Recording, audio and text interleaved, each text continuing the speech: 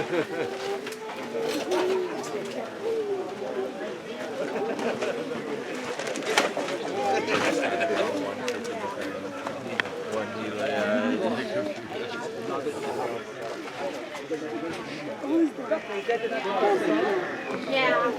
I know. Oh, yeah.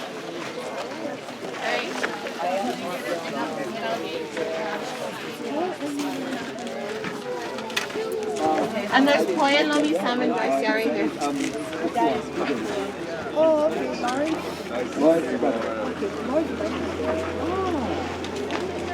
Stock video. Filming our house. That was you. I was posting all the pictures inside there last night. Was it you or was it? I think it was no, yeah, I wasn't here. Yeah.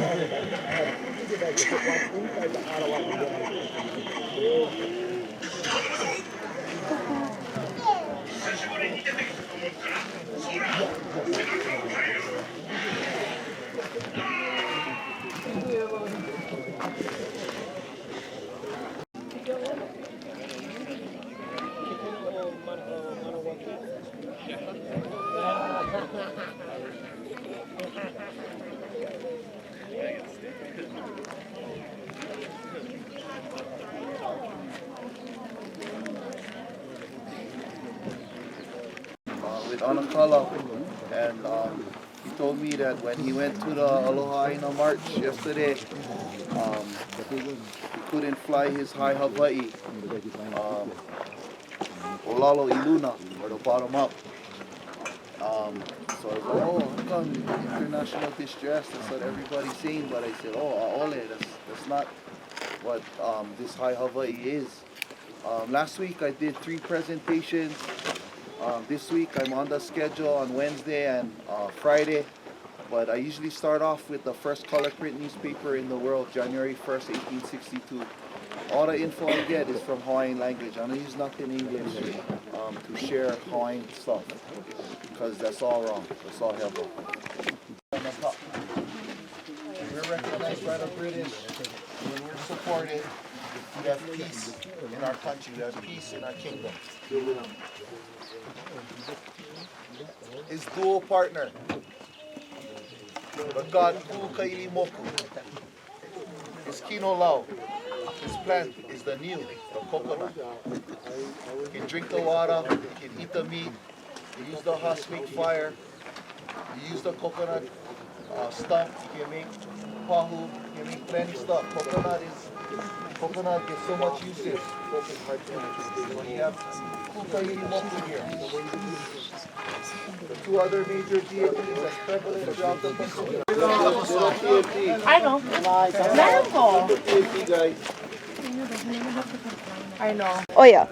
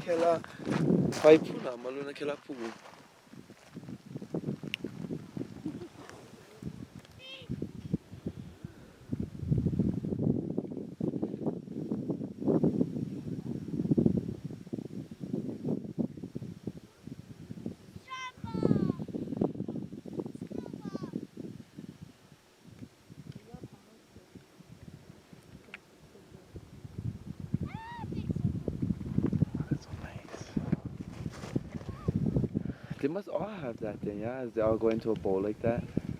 Power. So we gotta be real clear about that.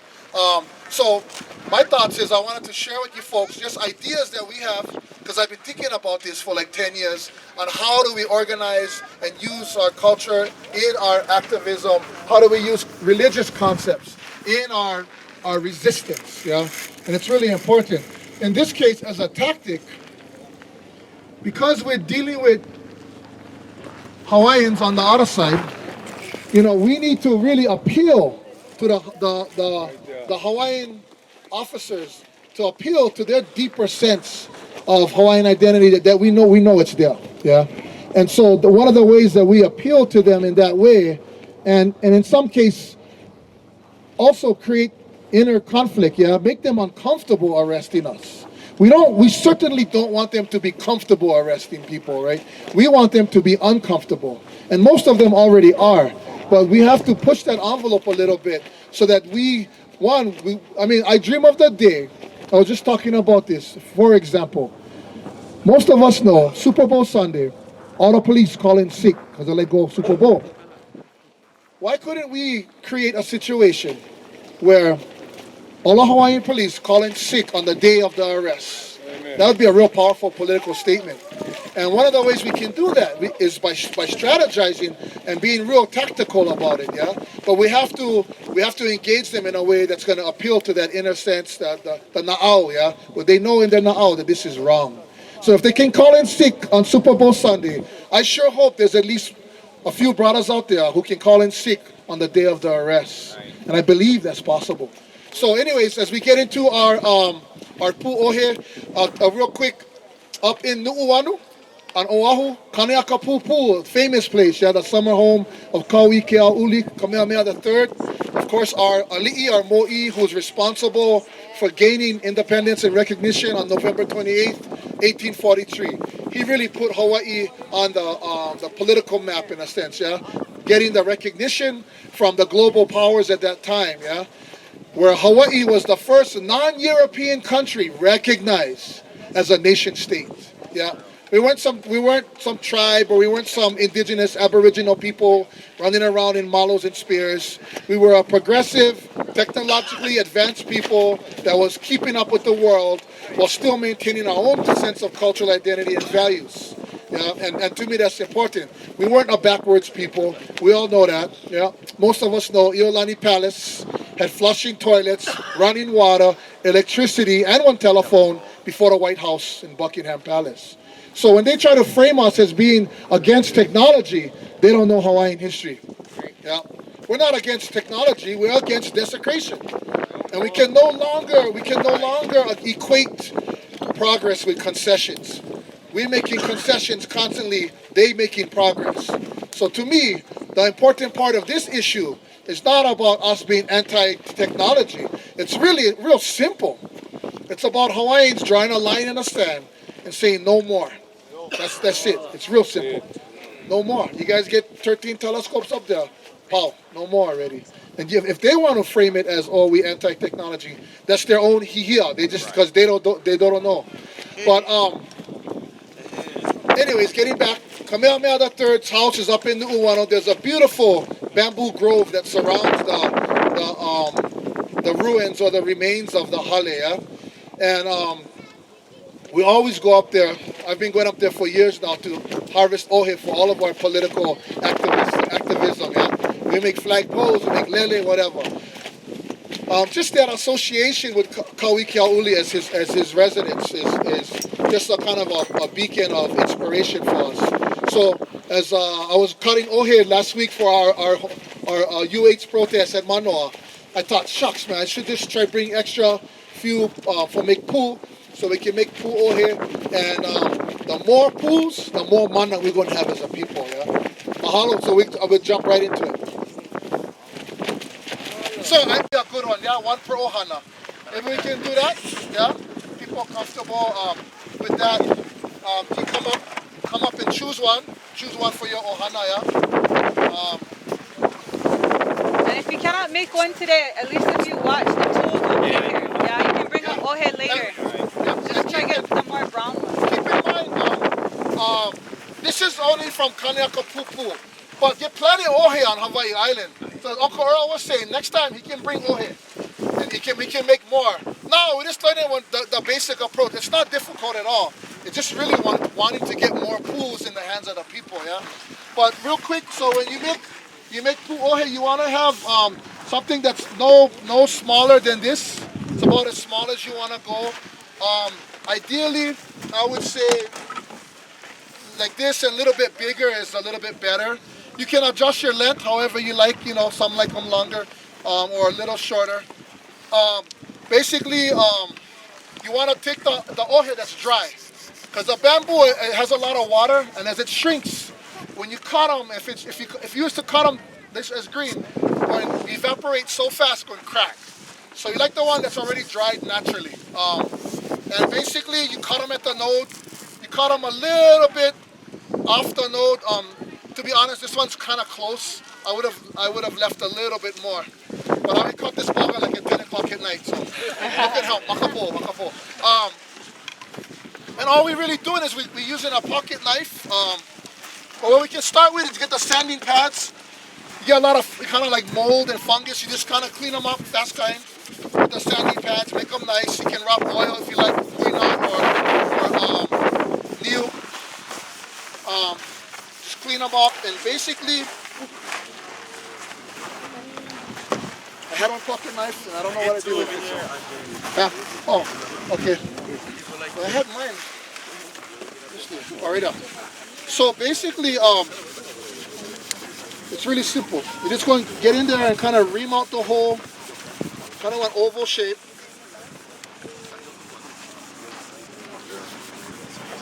Get one natural, as you see, get one natural thin part, yeah? So you kind of just follow that natural, oh sorry, that's mine. You want to just follow that natural circle in there, yeah? And you start small. The thing with the pool is you're using your compressed air, yeah?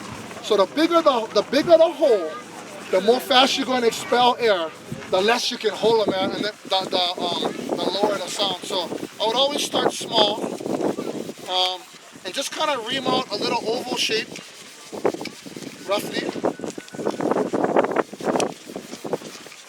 Kind of bevel them out like this at an angle. You can see that. So that as your mount goes in, you have this little beveled edge. And then I bought a couple of files just for smooth them out. And you'll be done in like 5 minutes. Ready to go. Ready to go to work.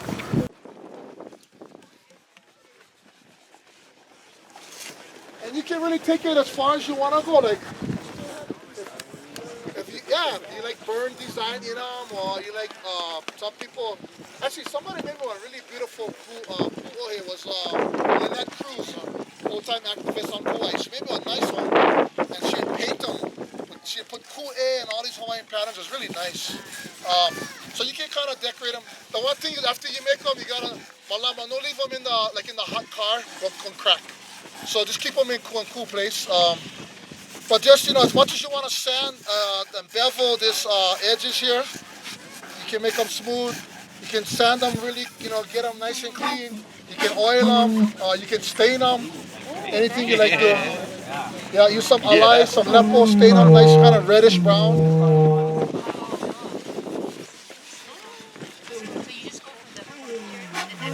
Yeah. So on one end you go cut behind the node, yeah, the node is what is the support for the mouthpiece. On the other end can be before the other node, yeah? So it's just open. Yeah, real simple. There's nothing complicated about it. One, yeah. Yeah, it's just about, once you make one, you make 1,000.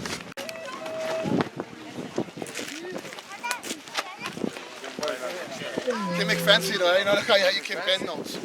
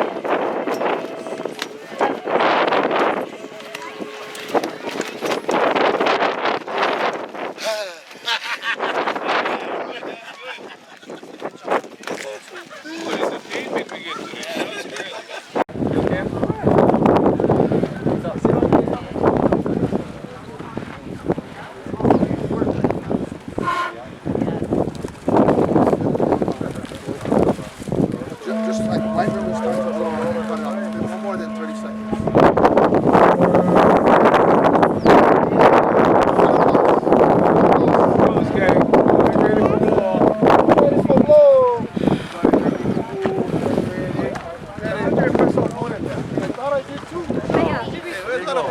Where's the rest of the crew? They ran away. Well, just come inside. We'll pick one small circle there, right now. This sauce.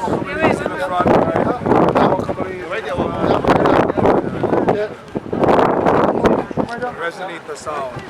Come inside.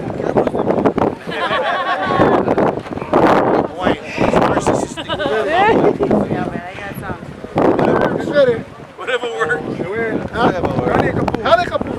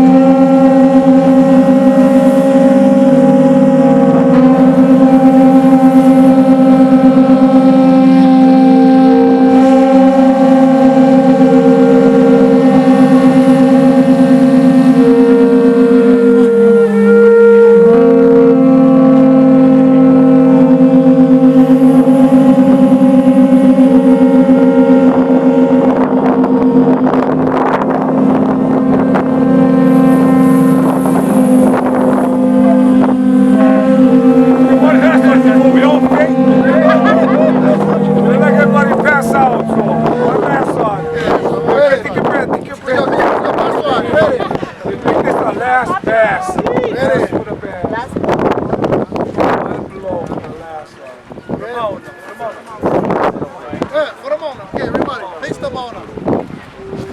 Hey, put you off the There goes the camera crew. You guys are funny. Go inside. Kahi lua kolu. Nani kapu.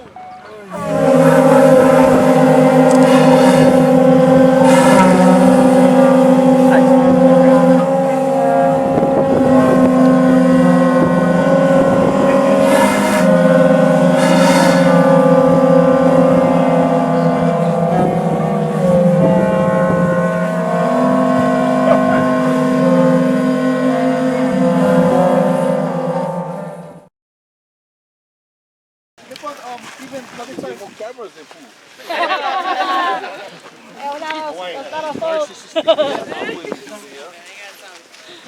It's ready. Whatever works. Kani kapu. Hale Kapu.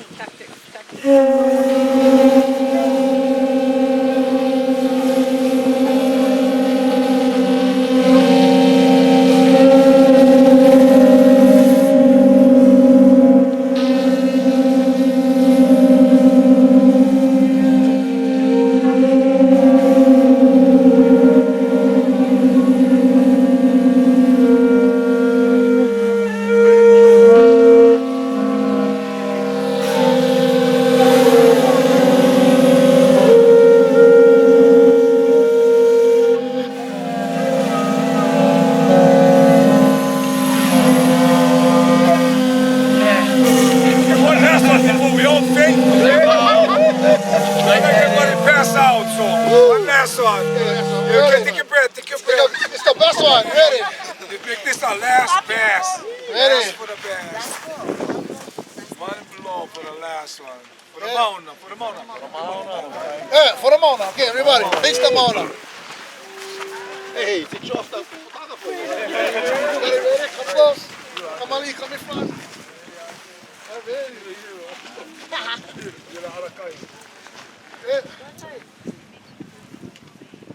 Kahi lua kolu. Kani kapu.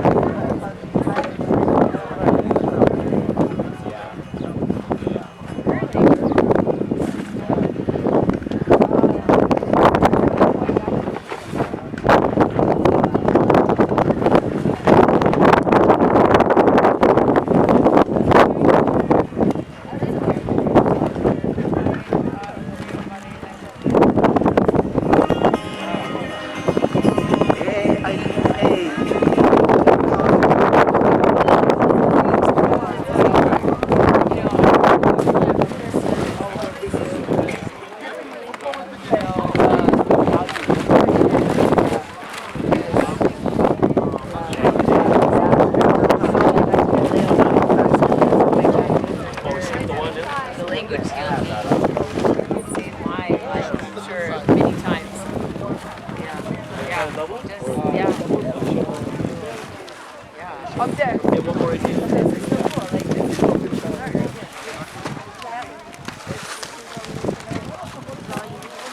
I mean, if they taught this in school, we work together and things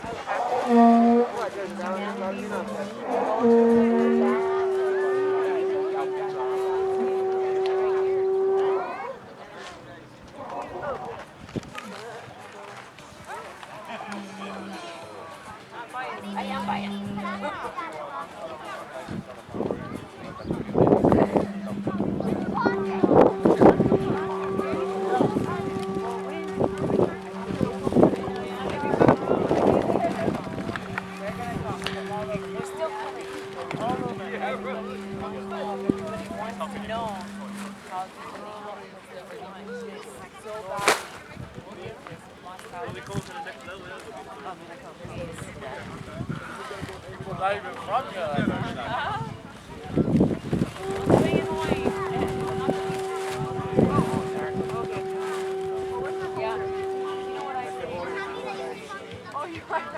What has been going on from everybody?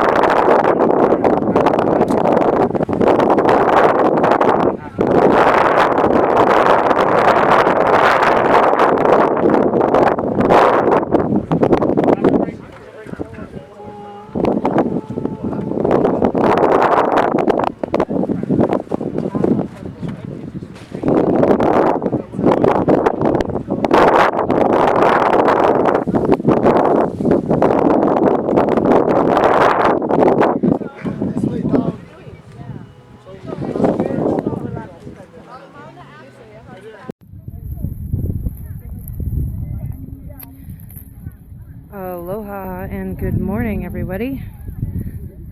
We are checking in from Hale Pohaku for the TMT shutdown direct action. This is the current situation up here at the 9,200 foot level of the Visitor Information Center of Mauna Kea. So far, I think it's about 11 o'clock. And so far today, it's been very mellow.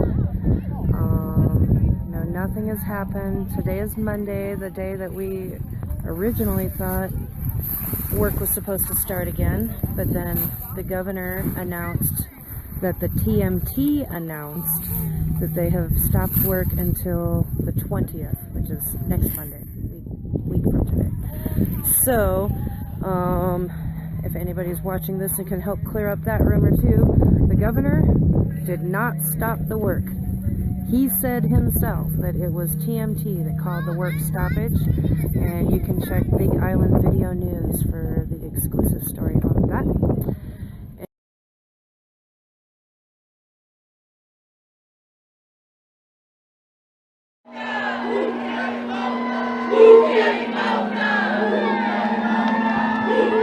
You know, I have been in conversations with many people regarding Mauna Kea. I'm pleased that the developers, TMT, were willing to allow us additional time. You know, that they've extended the timeout until April 20th, and you know that would give me and many others the opportunity to have further dialogue about the project. Anything you can share with us about your trip up there a few days ago?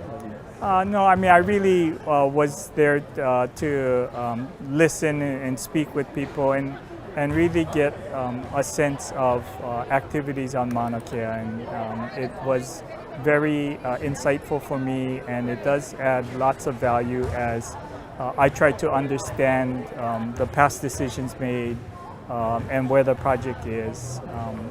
It was very helpful. Yeah. How was it your Merry Monarch, first Merry Monarch parade? It was fun being here in Hilo for the Merry Monarch parade. you know, as you know, I've been in the legislature a long time, and I've never had the opportunity to be on the Big Island during Merry Monarch, because it is during a critical time in our session. And so it was fun to be out there. Yeah, I was a little bit worried when I landed. It was raining pretty hard, and I was concerned about whether I would have to do my first Merry Monarch parade in the rain. But it did stop raining just before the start of the parade, so it turned out to be a very beautiful day in downtown Hilo, and it was fun. One more thing just occurs to me now, because people were questioning about this. Was there any correlation with the moratorium and the Merry Monarch coinciding? No, I mean, you know, it wasn't anything specific. You know, it was obviously the work had started, construction was prepared to move forward. And for me, because I haven't been involved with the project previously, it was just very helpful for me to have additional time so I could meet with the parties involved. And I'm just going to do a quick couple minutes to check in because I totally forgot to post this link or tweet it out or anything, but I just wanted to check in and let everybody know that it's all good up here. We're building a hale. We have music. We have kapuna. We have, oh, let's go find out if we need anything from the kitchen. We had heard, we still got a mountain of water bottles, an absolute mountain, and we have a generator, and we have a kitchen, and we have food. Yes, ma'am. Hello. Hi, Aloha. Aloha. I'm Carrie. Nice to meet you. She's vice chair. She's been on the board for almost 8 years. And so if there's there is actually something in the Okay. Yeah, there is. Well, I'll tell you what. Hold on one second before you go any further. I'm live streaming on the internet, so let me come back to you in a minute. Unless you want it to go out live right now, we could. Okay, yeah. Tell you what. Is there anything that we need from the kitchen? That's what we're doing in here. We do need people to stop bringing water. Okay. Hold off on the water. Hold off on the saimin. And we're very, very serious. Please. Yeah, storage is becoming a problem. Yes, we don't need toilet paper, paper towels, paper plates, utensils, waters, and cereals. We have plenty of those things, and we have plenty canned goods. If you would like to help, we could use more containers, more plastic bins for storage. Yes, everything gets really dusty up here. The wind blows, even though we're in, it gets on everything. What about the 5-gallon waters? No. No need. No need any water. No need cereal. Auntie, yes. For a larger donation, if at all possible, this is so my ka'i. It's actually a carport. Yeah, okay. So, and the carport comes with, walls. Right. Oh, it's very nice in here. One more one of these. That'd be really, really nice. One more one of these would be really awesome. I think they have them at Costco in Kona, or Home Depot. Or heaters. Or then more heaters. And how are we doing on propane? That would be a lovely donation. We need more propane tanks and a propane heater. Here, let me walk you through the living situation. This seems to be the hot beverage area, which we have. Okay, some biodegradable dish soap. We do have a good dishwashing setup now. It's by the mamane tree, so we want a malamana. Okay, we'll go visit up there too. Okay, so this is the current situation in Kent City. Hey, Dave. How's it? Hi. Looked just like you the other day. You're famous for walking up the hill, you know. And it is very, very cozy in here, I have to say. The wind block is a huge improvement. Okay, now it's going to get windy because we're out here. And this is what's going out here on the road. Okay, so we still need warm bodies up here. We still need warm food up here. We do not need any more snacks at all. Please, please, please. It's getting to be an issue. We do need another kitchen tent though, which is over there, the big gray one, or I'm sorry, the big tan one with the roof. And I think they are sold as carports at Home Depot or possibly Costco, but a big box store like that. If anybody wants to make a big donation and bring another one of those up, that would be super awesome. That's pretty much all I know for so far. It's about 11 something on Monday, April 13th.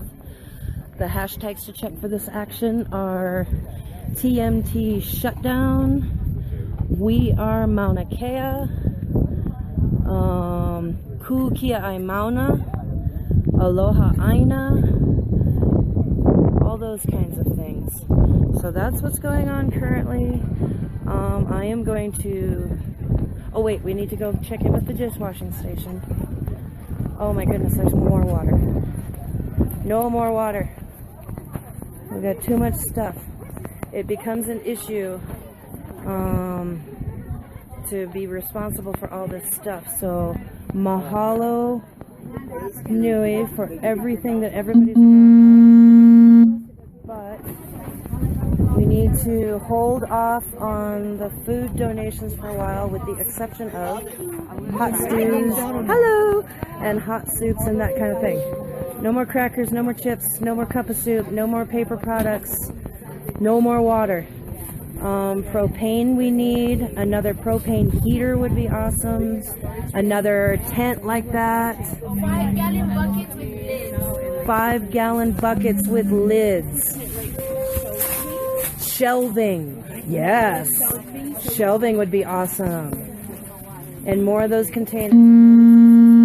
But guarantee those are going to get filled up immediately. 5-gallon containers with lids are used to for our water runoff when we wash dishes, because we don't leave the water here. Right and on. We actually have aunties taking it back down into town, not down the Mauna, but into Kona. And where they from? Right on.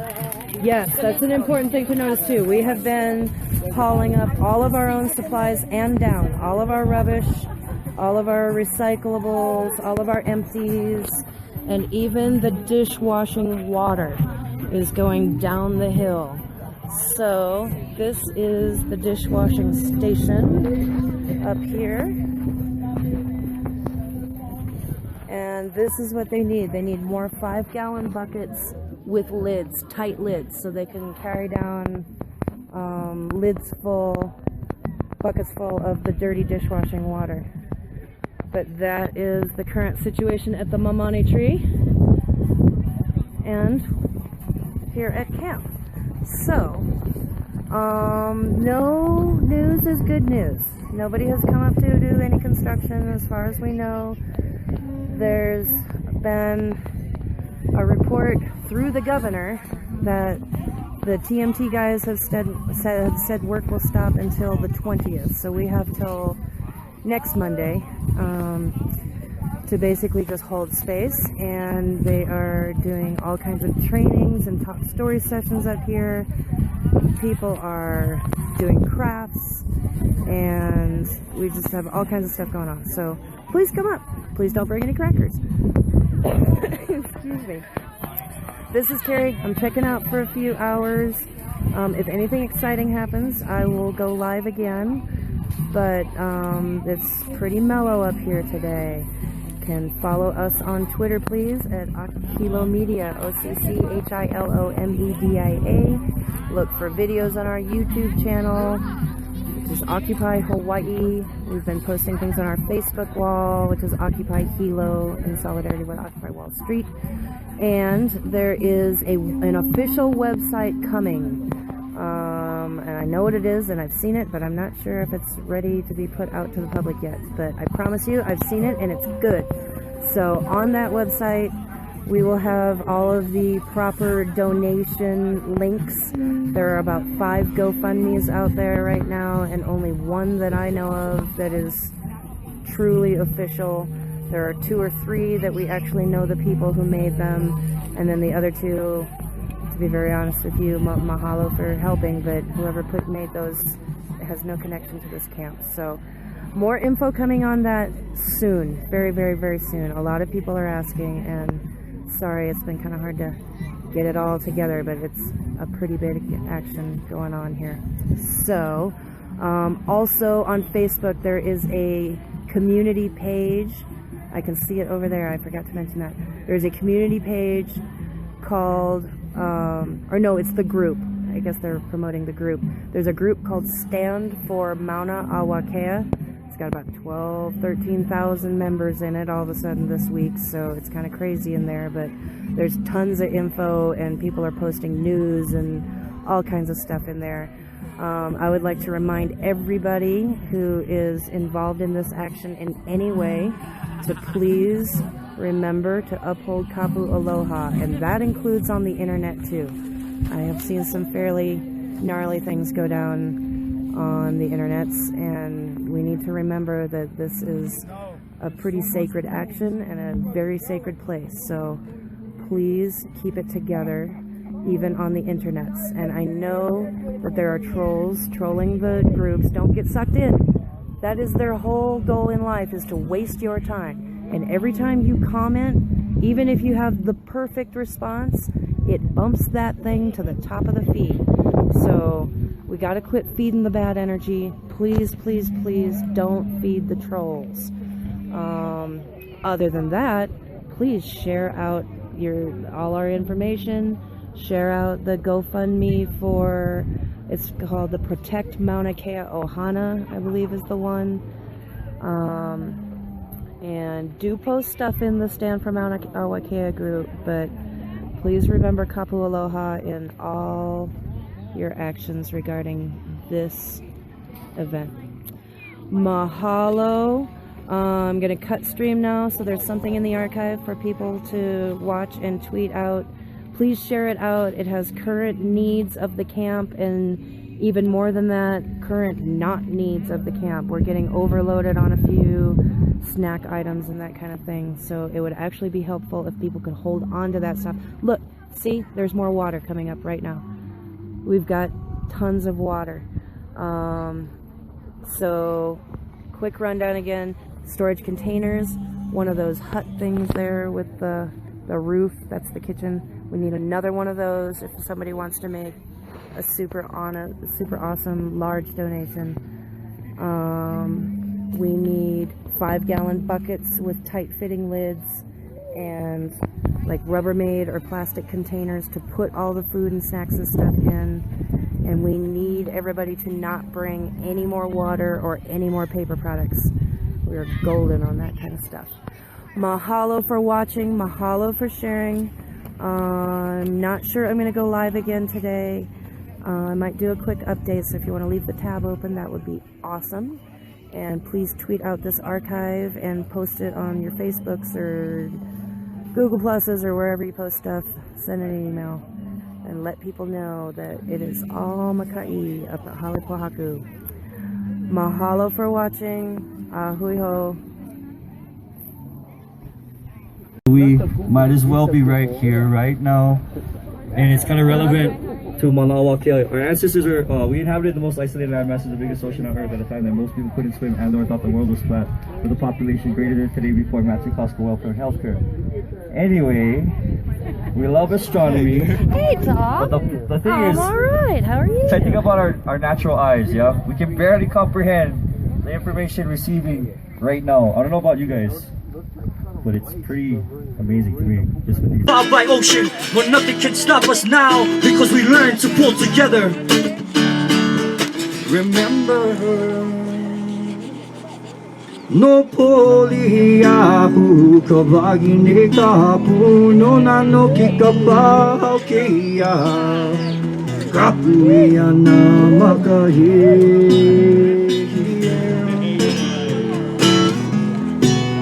No poliahu kawagi ne kapu no nano kikapa haukia kapu ia na makahi.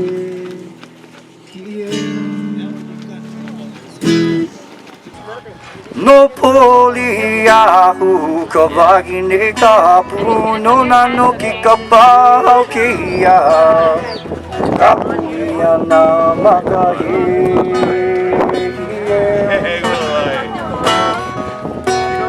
No poli ahu kawagine kapu no nano kikapau kia kapuya na makahi.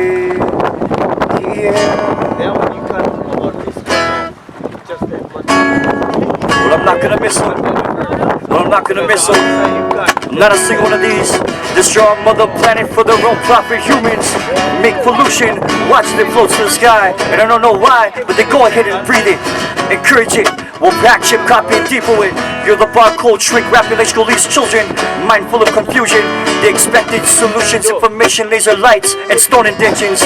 In the walls of Egypt, the great pyramids. We'll pull the Yahoo, know to be sacred and ancient. Wind currents lead us down to infinite China. The sun will blind you when you stare directly into the eyes. With no surprise with the hieroglyphs of secret geometry. No symbolisms of orbits and prophecies. And the next time you lift your head up into the sky, forget about it. And smile cause you're already there. And not forget about it. And smile cause you're already there.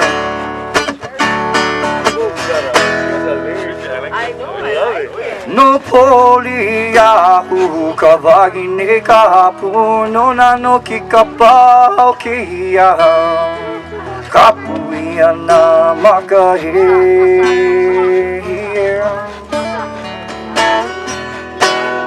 No poli ahu kawagine kapu no nano kikapau kia kapuya na makahi.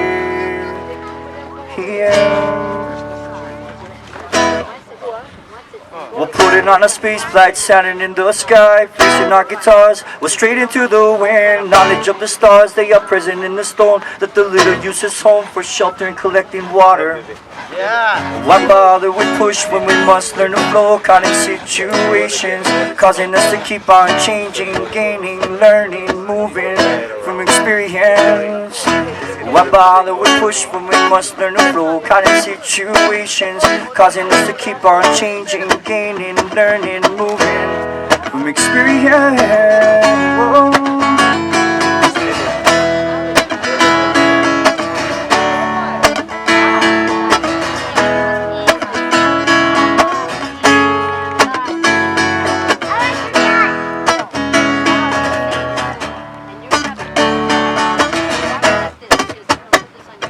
We'll pass down from the greats for a stolen purpose to keep balance of dark and light, while others go about their business. I'll not take this lightly, it's no joke my friends, but this is the end, the beginning of the sand, a hole that's filled with suns and moons, where daughters and bastards walk to define the direction that leads them back to themselves. And this you'll find on the other side. Well, only if your closest friends and family's opinions have no reaction for you now. Go home and show them how beautiful you are.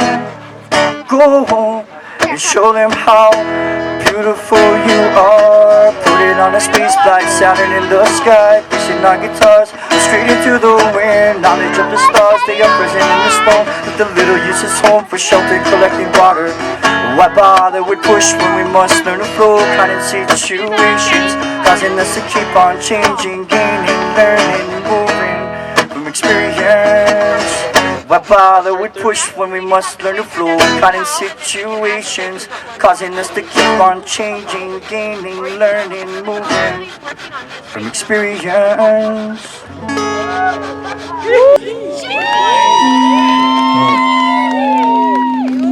How's everybody doing out there?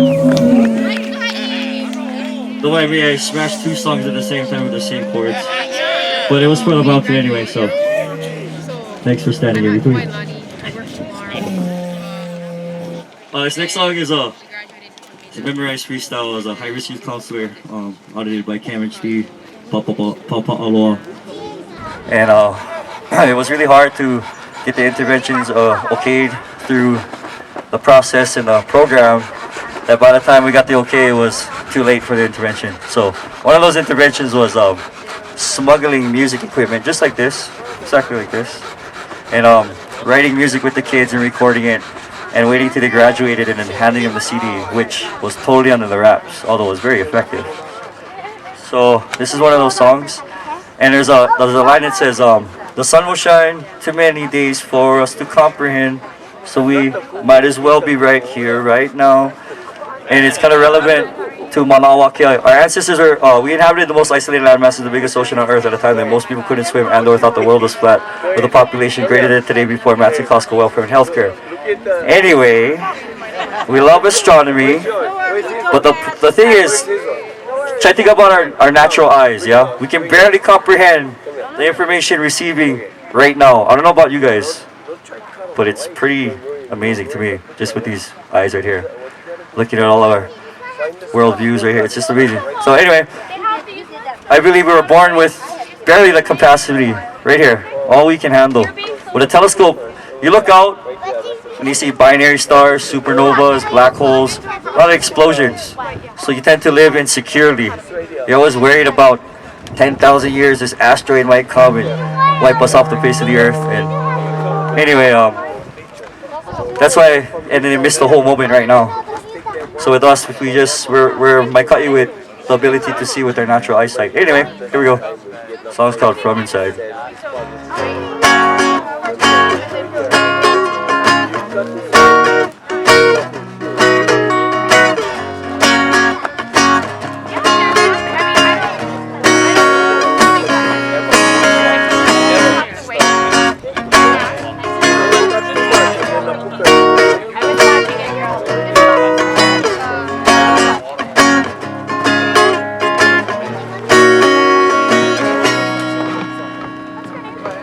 Well, all around the world I see people, universes, all the thoughts that pass by. I put it in my eyes and through my mind to perceive things. All the objects, observations I put in my experience, and sentences to explain the symbol, the thing that represents the object I'm thinking of. And then through manifestation I have my heart and will. We need to be still to make it come from the home one. Make it come from inside. Make it come from. Make it come from inside. Well, 'cause to make someone happy, all you have to do is be in the moment with the gifts that you receive. We just pass them all around, circulate the energy so that stagnation will not be an inspiration for the future. The youth need somewhere where they can put their feet and then let the roots grow. The sun will shine too many days for us to comprehend, so we might as well be right here, right now. We might as well stay here right now. We might as well be, we're here right now. Well, 'cause to make someone happy, all you have to do is be in the moment with the gifts that you receive. We just pass them all around, circulate the energy. Stagnation will not be an inspiration for the future. The youth need somewhere where they can put their feet and then let the roots grow. The sun will shine too many days for us to comprehend, so we might as well be right here, right now. We might as well stay here right now. We might as well be, we're here right now. Well, so we don't become confused, so we don't get lost. All right.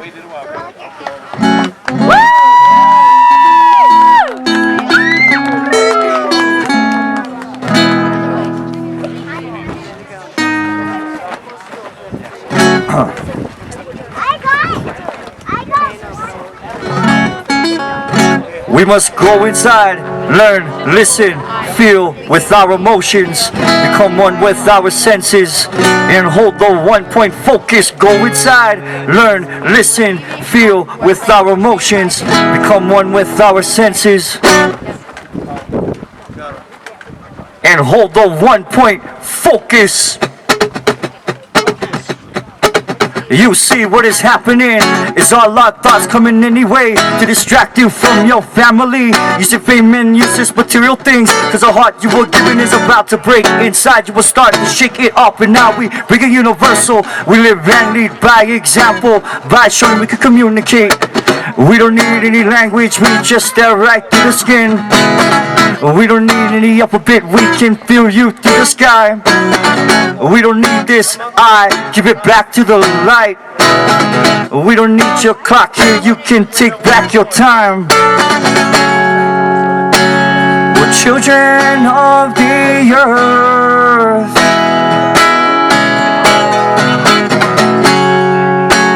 We'll learn to use your voice.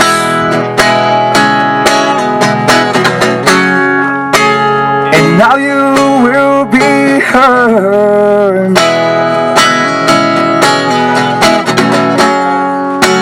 Now go and use your heart. Well, use your heart. We must go inside, learn, listen, feel with our emotions, become one with our senses, and hold the 1 point focus. Go inside, learn, listen, feel with our emotions, become one with our senses, and hold the 1 point focus.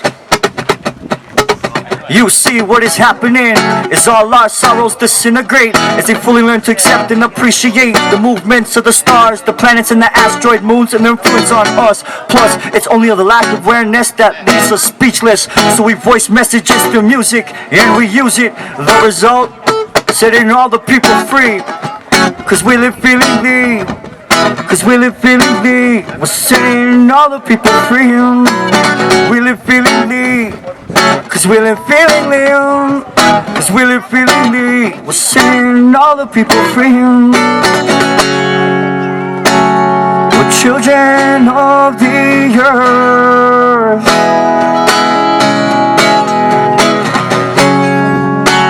We'll learn to use your voice.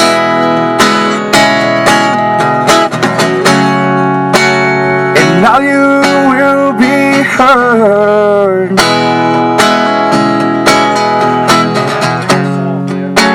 Now go and use your heart. Well, use your heart. A blind man once said, cause we live feeling lean. Cause we live feeling lean. Cause we live feeling lean. We're setting all the people free. Cause we live feeling lean. Cause we live feeling lean. Cause we live feeling lean. We're setting all the people free. We don't need any language, we just stare right through the skin. We don't need any alphabet, we can feel you through the sky. We don't need this, I give it back to the light. We don't need your clock here, you can take back your time. We're children of the earth.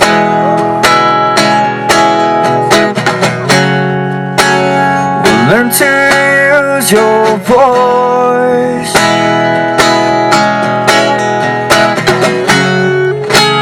And now you will be heard.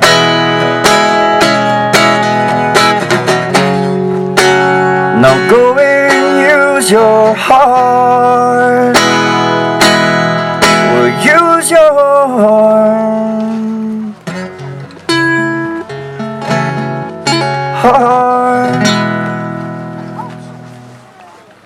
All right.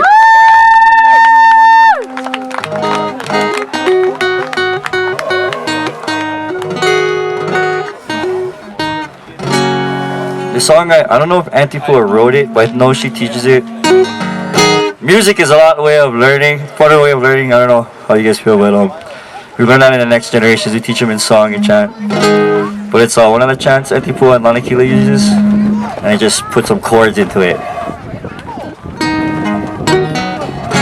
And it's teaching the children the parts and the function of the va'a, the canoe. So we're actually representing Va'a Hamakua. We return the canoes back to Hamakua. Our family is, I don't know if you guys know the Bertleman family. We build makali'i. So we like to mahalo everybody here, standing up for our district, for our Mauna. We're actually outnumbered by everyone, which is amazing because it hopefully will shift our people down in our whole town. Oh wow, beautiful. It is soft. Nice and soft.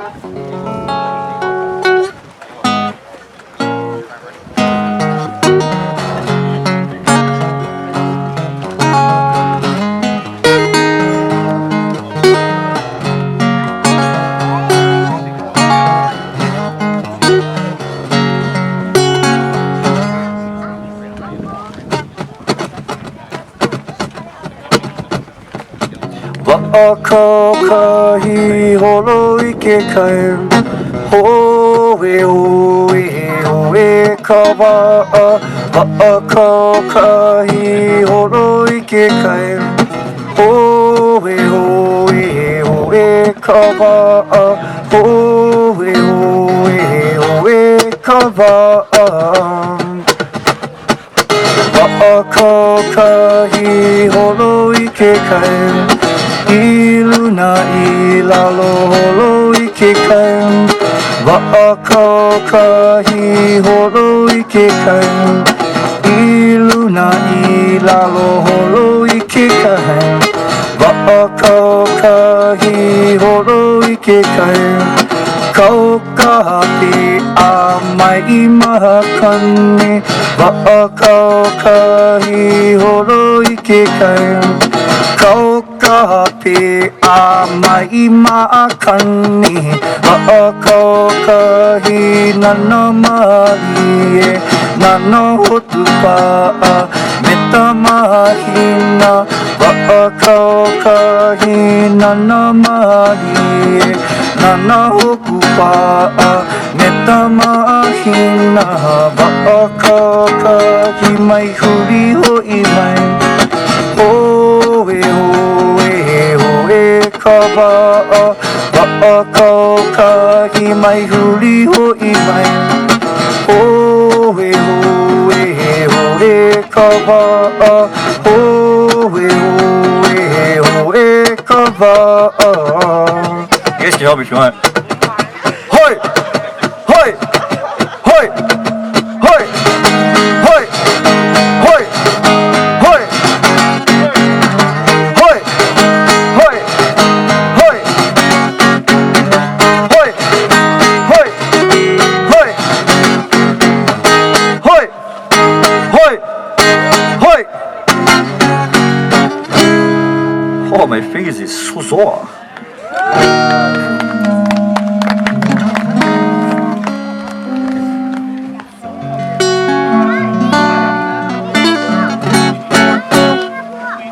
Okay, let's see how long you guys stay after this one. No.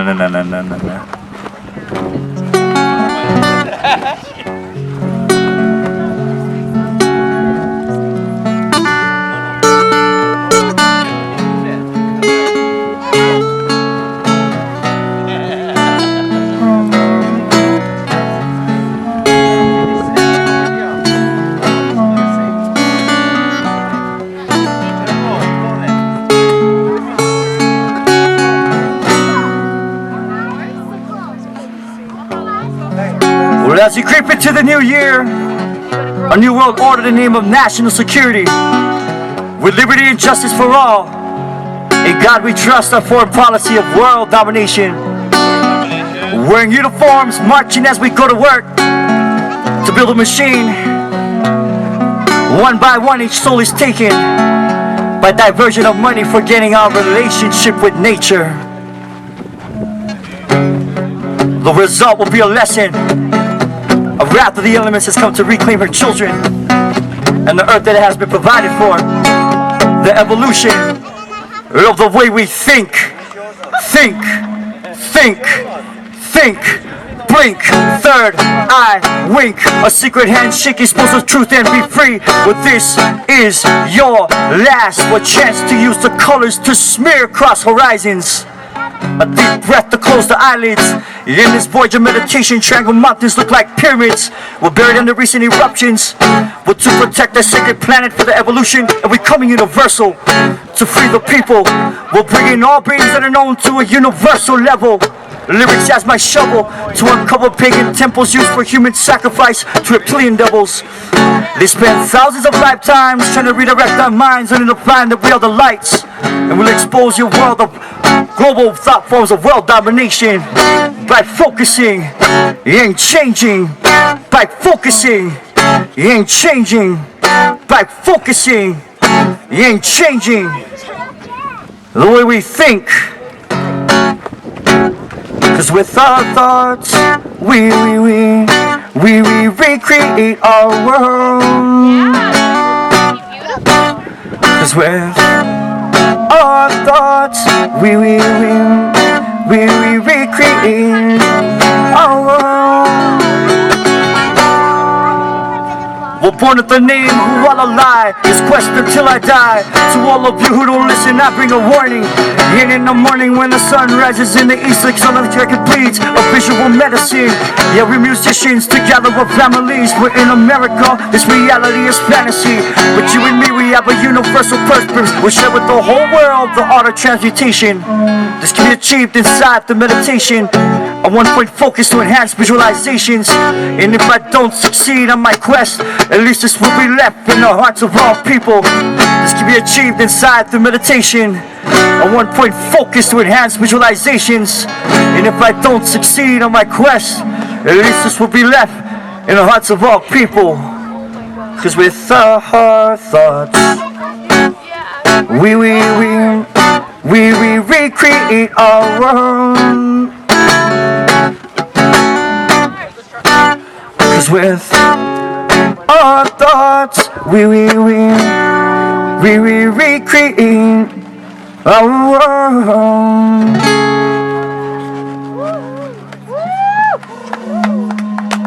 Yeah. Thank you. As we creep into the new world.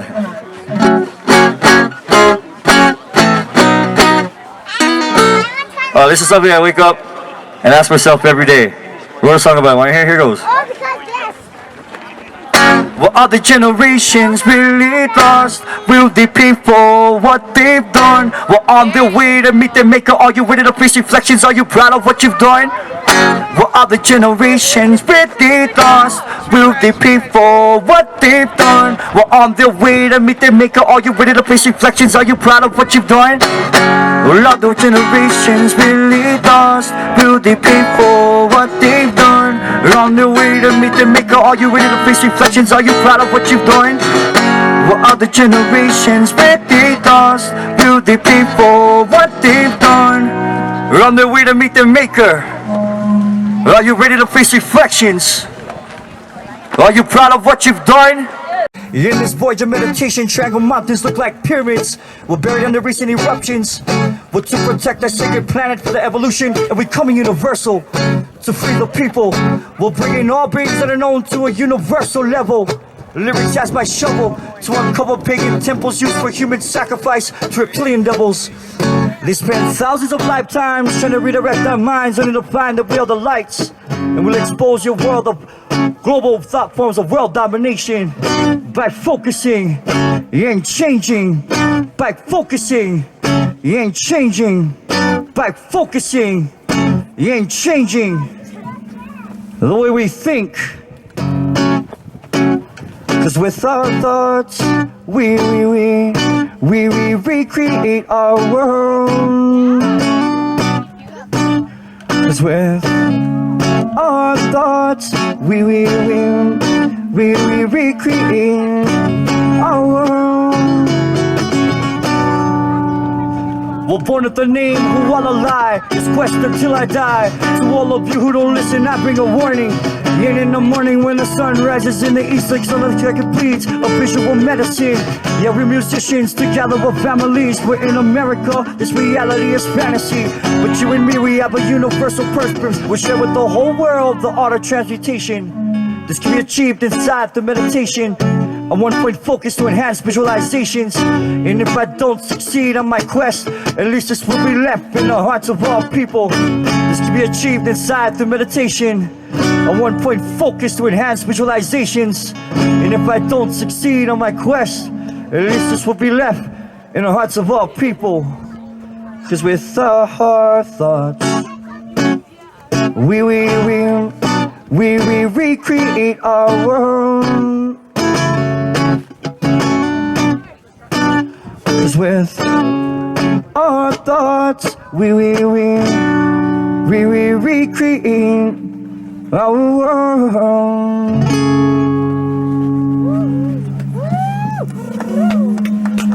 Yeah. Thank you. As we creep into the new world.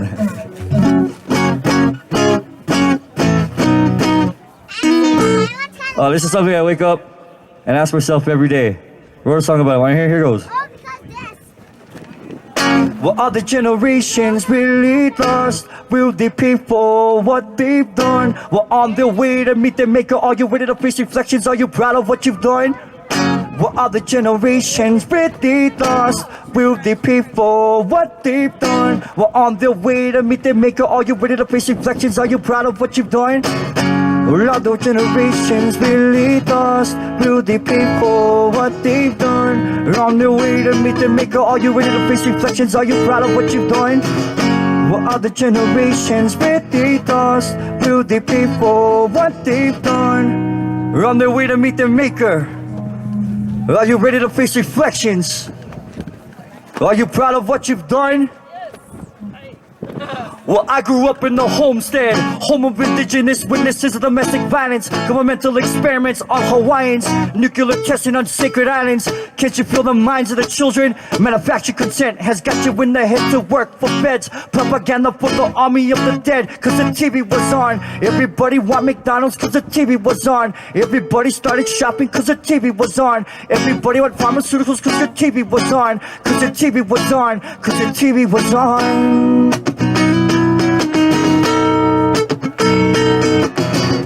Will other generations really lost? Will they pay for what they've done? On their way to meet their maker, are you ready to face reflections? Are you proud of what you've done? Will other generations really lost? Will they pay for what they've done? On their way to meet their maker, are you ready to face reflections? Are you proud of what you've done? Fed up and sick of your lies. People die for wrong reasons because you're controlling the time. You're controlling the mind. You're controlling the lies. The third eye this time doesn't realize that they fill your food with pesticides. No joke, Monsanto's tries to control our food, genetically modified to copyright me and you because the TV was on. Everybody started fighting because the TV was on. Everybody started warring because the TV was on. Everybody voted for Obama because your TV was on. Because your TV was on. Because your TV was on.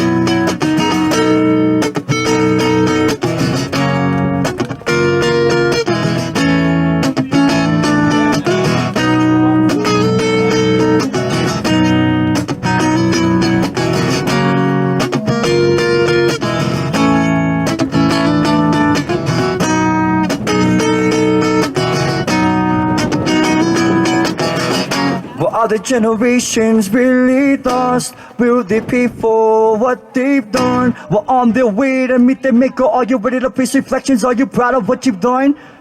Well, are the generations really lost? Will they pay for what they've done? Well, on their way to meet their maker, are you ready to face reflections? Are you proud of what you've done? What other generations really lost? Will they pay for what they've done?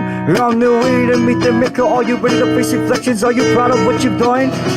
What other generations really lost? Will they pay for what they've done? On their way to meet their maker, are you ready to face reflections? Are you proud of what you've done?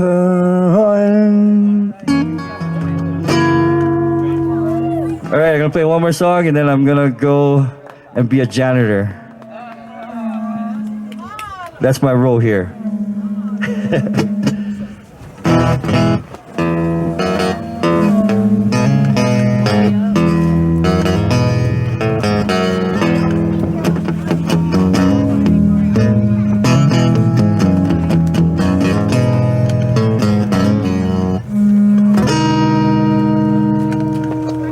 Well, old pirates, yes, they're about sold light to the merchant ships.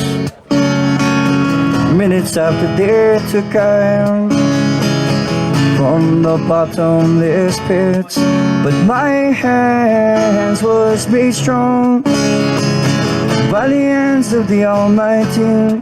Move forward in this generation, triumphantly.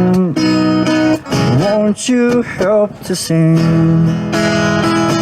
another song of freedom? 'Cause all I ever had, redemption songs. Emancipate yourself from mental slavery. None but ourselves can free our minds. Have no fear for atomic energy, 'cause none of them can stop the time. How long shall they kill our prophets while we stand aside and look? But some say it's just a part of it. We've got to fulfill the goal. Won't you help to sing another song of freedom?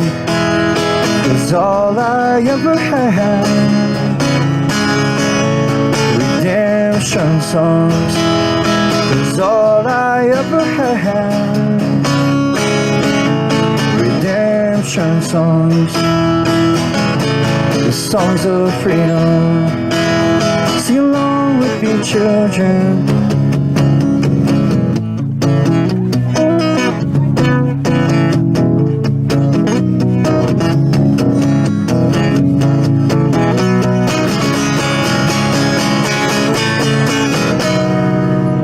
Emancipate yourself from mental slavery. None but ourselves can free our minds. Have no fear for atomic energy, 'cause none of them can stop the time. How long shall they kill our prophets while we stand aside and look? But some say it's just a part of it. We've got to fulfill the book. Won't you help to sing another song of freedom? 'Cause all I ever had, redemption songs. 'Cause all I ever had, redemption songs. These songs of freedom.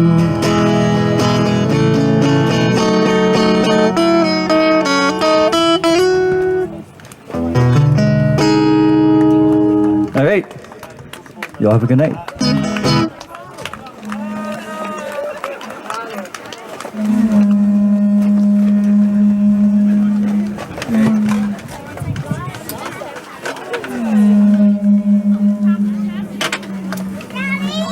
Yes, Pohaku. I got my own pool and then I also a bamboo.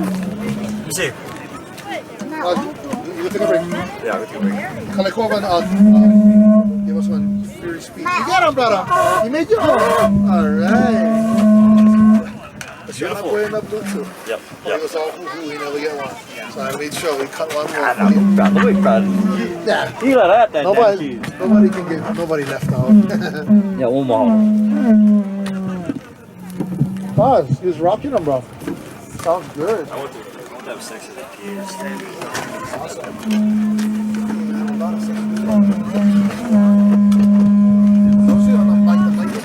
Speaking reverb. Test.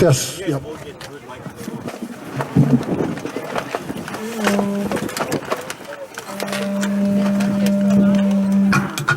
Oops.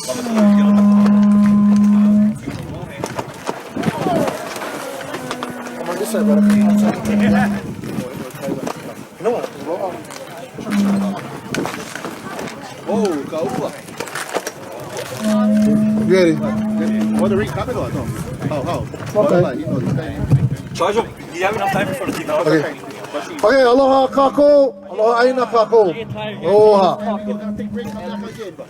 At this time, I'd like to introduce one of our great Hawaiian educators, the Fury Populist. What was the word? Somebody would write about him. Not Fury, it was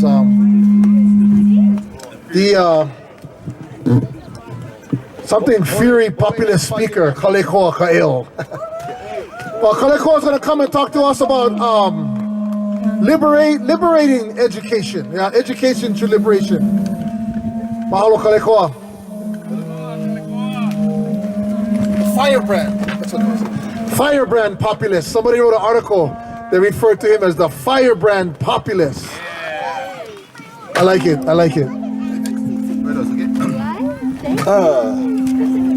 E te hopo o tane e te mauliola. E ola hoi o mauliola. E ola ia oe tane tu me lona oia, ho oia. E ola. O ke kane hua vai a kua kena. O kalina ka vai ho o ulu vai o ka huli o ka o honua. O pai ai ke au ka manava. O he e au lolo ata po. O pia. O pia. O pia o pia. O pia o te to honua pa akalani. O lewa te au ya kumuli po ka po no.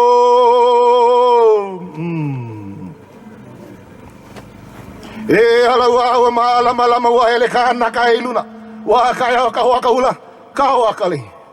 Nau I hoa I kau puava uli puava kea moa kane moa hini maiki na kau lele kalani. O au ke liu e aka. O ke aka no ia mai taiti tu a taiti moe. Mai taiti tapa tapu a kane. E ia mai ka puli ka waio ha ke akua. Ya nai ya oi te atua. E ola no e ola a mama ua no. Velina me ke aloha, ano ai kākou ke ia la, aloha. A wau nei o Kaleikoa Ka'eo, e keke papa no hoi ke ia, no ka moko puni o Maui a ka malala walu. Nui no hoi kou, mahale ka poi nāne ho kele nei. I ke hoora ana, ko kākou poi lahui, ka lahui kanaka. Mahalo ia o ko apau, lana kila ma. Ka o kahi ma, me ka poi apau, ka poi nāne en noho mai nei ma kea. Ke aina, ke wahi kapu. Ko kākou hoi ana. E ka ewe o ka aina, ka iwi kua mo'o. No leila, ua pāka nao I kou pi ana, ke la puli ako nei. Kou launa pu ana, me o kou apau. Ko kākou poe hoa, poe lahu I kanaka. Pela pu me ka poe aloha aina. Ka poe aloha aina o ia i'o. Aloha aina o ia i'o. Aloha aina o ia i'o. Aloha aina o ia i'o. Aloha. My name is Kaleikoa, child of the island of Maui. Very happy and proud to be here on this moku, o Hamakua, on this Mauna Kea, Mauna Kea, Keiki Makahiapo. And I'm very proud and also honored to be here last week. But I wish I was here on the Thursday, but I came on the Friday, you know. And as I always say, as an educator, I always tell my students, sometimes Akua and Aumakua kind of lead us on different paths at certain times to do certain things. And we do it proudly. Unfortunately, I was disappointed I wasn't here again on Thursday. But sometimes it's all part of the plan, and so I'm very, very honored and happy that I got to really be a part of many of all the hands, Alau Lima, watching brothers like Walalai and Anduinu and, many of all these young Opio out here, all doing their part. See, that's what it's going to take. Every one of us here has a part. See, Lokahi, the idea of Lokahi isn't just one way. The idea of Lokahi is our way. It's our way.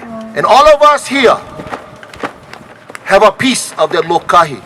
But it's that unified spirit that's going to take us to where we need to go, so we can accomplish those things that brings honor and restores the air. Yeah, Eo Ka'aina. So, as an educator, I always tell my students, never believe one word that Kaleikoa tells you. You should know for yourself. And you should educate yourself on all these issues. So I'm going to just share some ideas on a variety of stuff, and Kalamai, if it kind of bounces around in different directions. But I'm going to let that spirit take me where I need to go. Let that Wailua take me, as it's brought me here, to Mauna Kea. And let me start by saying, our kupuna has given us many olelo no iau to follow, to listen to understand. And the first is, Iali ino kiali'i ike kanaka. Everybody, Iali ino kiali'i ike kanaka. Iali ino kiali'i ike kanaka. Yeah? And really what it means is, an ali'i becomes an ali'i because of the people. But what the kupuna tells us, see, in the holy world, they teach us to say, oh, you gotta get one leader. You get one leader, everybody follow the leader. And that's all you guys need as Hawaiians. And I have been one who's always been said, that's not the Hawaiian way, the way of a kupuna. Iali ino kiali, ike kanaka. It's the people. It's the people, the power of the people that bring forth our politics. So it's not whether or not we get one ali'i. The question is, as the people, as a kanaka, what are you doing to serve the people? See, the answer is for us to serve our people. Whether it's to teach our young the olelo makuahine, whether it's to teach our young the traditions of old, or to teach our people how to farm and to feed ourselves, or teach our people to have respect for our sacred places, or teach our people how to be healthy. Service to our people is the key to our liberation as a people. Yeah? Working for the benefit of our people is the key for a betterment of a tomorrow for all peoples. So why are we here? But to serve. And when I look around and I see what's going on, I tell you, I'm so excited. I mean, people, what is this? Is this a blockade? Is this occupation? And me was, brothers and sisters, this is resettlement upon our lands going on here. This will be this will be the highest settlement for Hawaiian people. 9,000 plus feet high. This will be a place where our people will come for generations to witness, to understand why we're making a stand here. For me, I believe it is our time. It is our time. Lili Okalani gave us that word, yeah? Oni pa. The word oni means to move. Keep it moving. Pa means keeping it going. And oni pa tells us, for over 120 years, we had to oni pa as a people. And we had some dark days as a people. But after the darkness comes the light. And as the light comes up, you start to see more. As more and more people start to see, they start to wake up in the morning. And as more and more people wake up, as it gets brighter, we start to be clear on where we need to go as a people, what we need to do as a people. Because of course, in the dark, you're only guessing.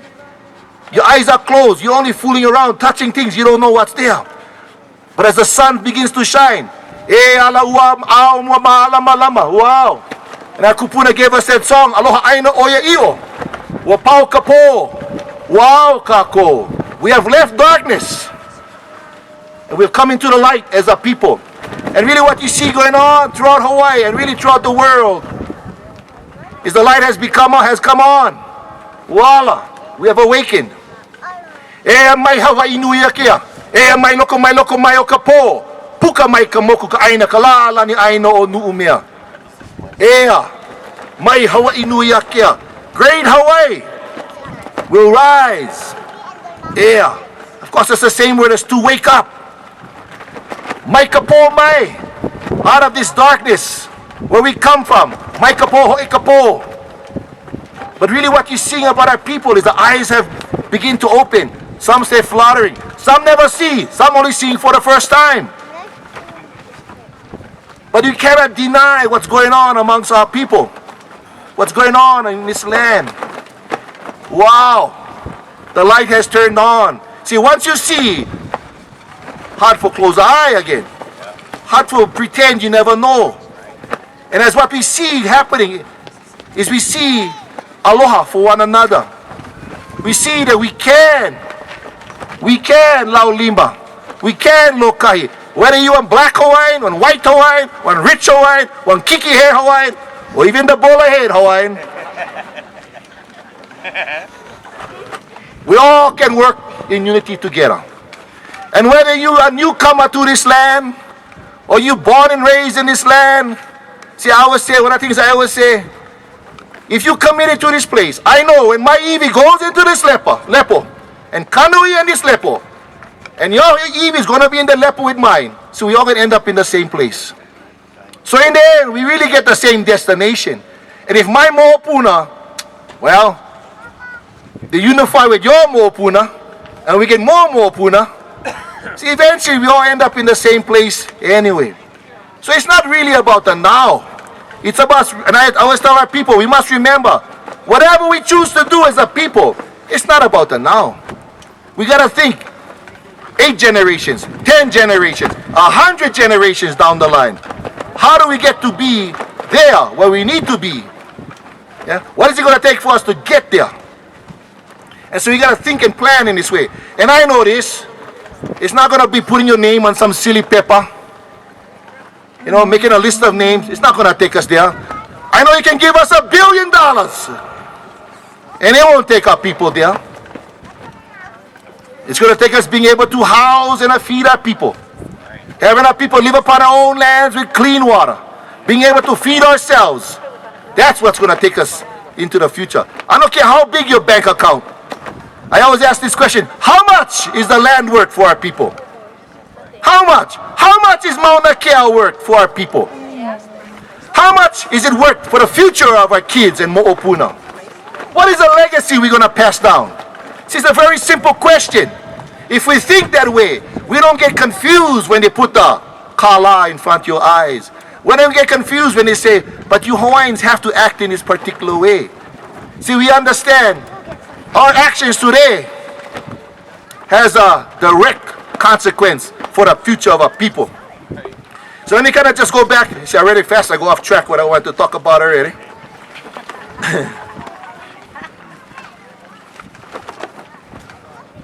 Let me see.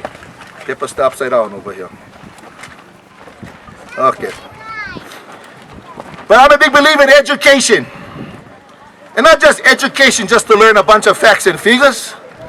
But I always say, no, you got to educate to liberate. Education is about liberating.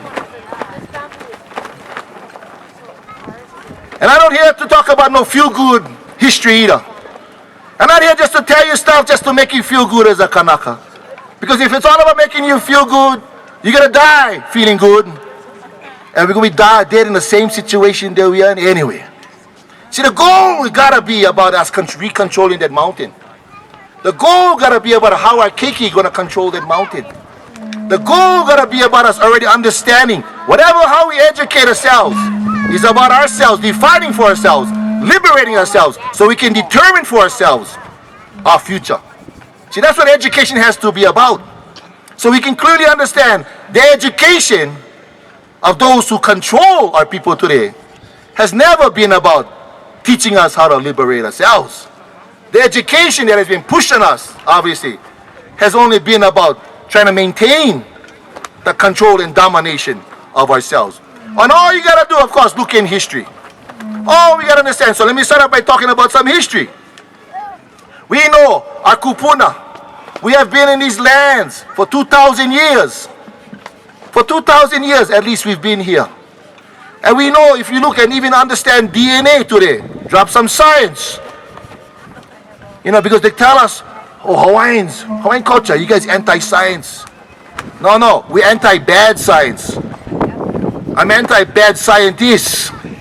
Because science belongs to all humanity. And I'll talk about science later on. But regards to history, I know about 80,000 years ago, the first humans walked out of Africa. Yes, we did. And we moved across through Asia. And they got into the Pacific about 50, 60,000 years ago. And some of our ancestors populated that western part of the Pacific. And those were the first people to move out of Africa. Then about 10,000, 12,000 years ago, the last migration to come out of there, moved across, went up more north, ended up in places like Nepal, northern India, came down to China, down to places like we call today, Taiwan. And from Taiwan, they moved into the Pacific and went down south. And what happened was those kupuna, of course, they met with the earlier kupuna, and they became the ancestors of we, the Polynesian peoples, the Pacific peoples. Oh, I get right of Malo. So what happens? My point is to understand. See, we as people, we never been the lazy Johnny-come-latelys to the world. The first people to move out, we descend from them. And the last people to move out, we descend from them. Our people have always looked into the future, to the new horizons. And when they came into the Pacific, and they moved to the Pacific, the Kanaka that first came to these islands, they weren't the ones who were sleeping in till 9 o'clock in the morning. They weren't the ones that were, gee, where is that canoe gonna go? See, we come from a kupuna who were looking for that horizon ahead.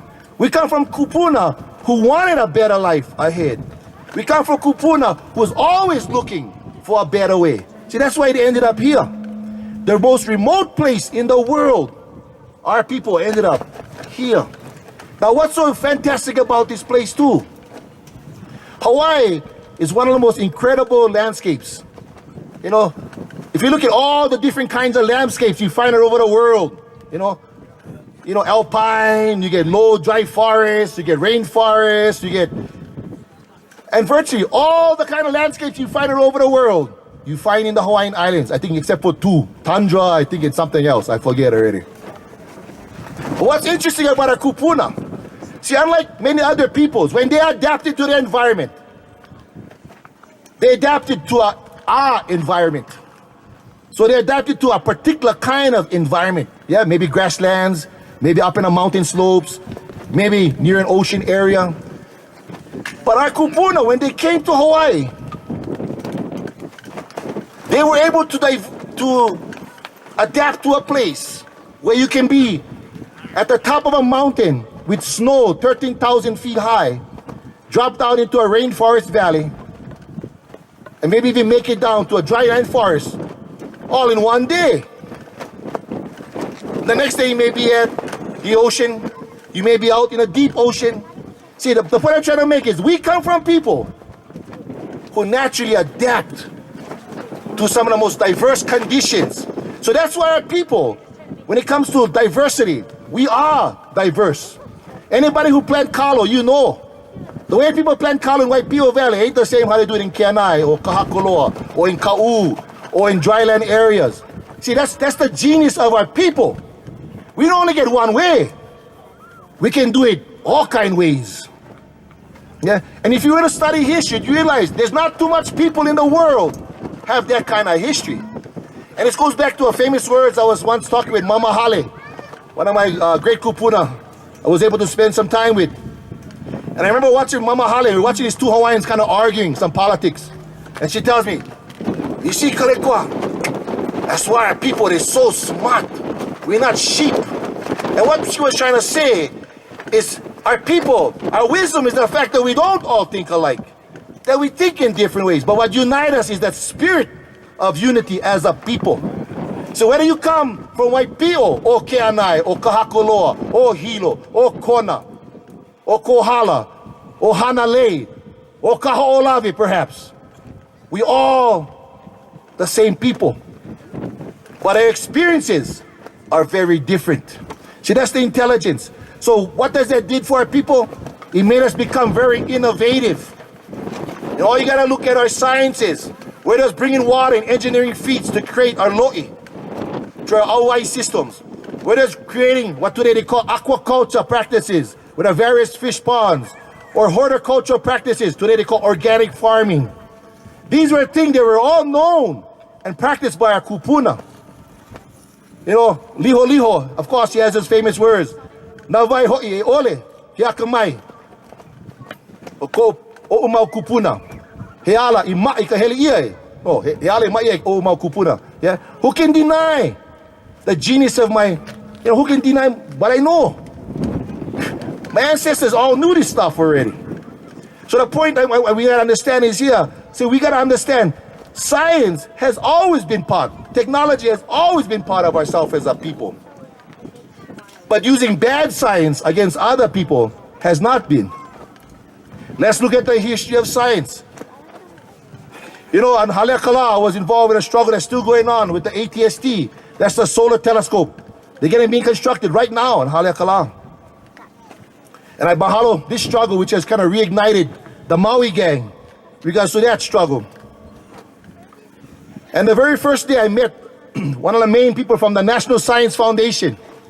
And I sat across him, and I looked at him directly, and I said, you know, as a Hawaiian, can you tell me why this solar telescope is so important? What is the humanity? You know, the great Mahatma Gandhi, he has those, what he call the 7 sins. And one of the 7 sins is the idea that science without humanity is a sin. Science without humanity is a sin. So I asked this person, Craig Foltz is his name, Craig Foltz, National Science Foundation. I said to him, can you tell me what is this great humanity? What is the humanity of this telescope? And he looked me directly in my eye and he said, just pure selfish research. Wow. Oh, I almost want to reach across and, give him the Three Stooges poking eye or something. Kapu aloha, kapu aloha. But, to me, he was telling me this. I was giving him the way to tell me somehow his desecration and his dehumanization of me as a person on this planet was going to bring some kind of important scientific research. But instead, all he could tell me was pure, selfish research. And for me, it made it really clear. Many of these scientists, they don't see us as humans. We gotta understand this. They really see us as less than human. They don't believe that we have a right to determine for ourselves as Hawaiians, oiwi of this land, what is sacred and what isn't. They don't believe that we have a right to say that this Mauna belongs to our people. They don't believe, in fact, that this day was going to come. And for me, I refuse to have them define for us our future. I refuse to have people like Craig Foltz determine for us what you can or cannot do upon that mountain. See, one of the things about science, and then going back to that question, that Gandhi question about humanity. See, I know in our culture, life is the most sacred thing. Life is the most sacred thing. You know, in the story of Kamehameha, the Battle of Kaleikoa, right? This is when Kamehameha is the one, in Puna, he jumps off the canoe, he's chasing a fisherman down in Puna. Right? And Kaleikoa turns around and he whacks him with a paddle. Kamehameha drops on the ground, right? His leg gets stuck. And while Kamehameha is down and he's pretty much, almost lifeless, but he can kind of hear. And the story goes, the fisherman is going to hit him on the head again. He's going to kill Kamehameha. The other fisherman stops him and says, hey, wakapu kiola yakane. Wakapu kiola yakane, which means, brother, you don't go kill this guy. Life is sacred to Kane. In other words, we don't just take life. Life is something sacred. So for me, when I asked that question to that scientist, what I was asking him, what is that humanity? As a Hawaiian, if you tell me you're going to work to save 1 million lives up there, I can suffer. I'll take that pain because I know that's my humanity, as the Kanaka is to save lives. I can handle. But when you tell me pure selfish research, or you can tell me, well, in order so you can bring tourists up and down the mountain all day, so you can have a nice fancy gift shop on the side. See, that's not for humanity. That's just to fatten your pocket and enlarge your ego. And we know science does good, but we gotta recognize science does horrible things. And all you gotta look at history. How many of you guys heard of places like Inuwatak, Rongelap, Bikini? Well, after World War II, the United States of America gained control of the so-called Micronesian islands. I'm talking, this is post-Hitler now. Bad Hitler.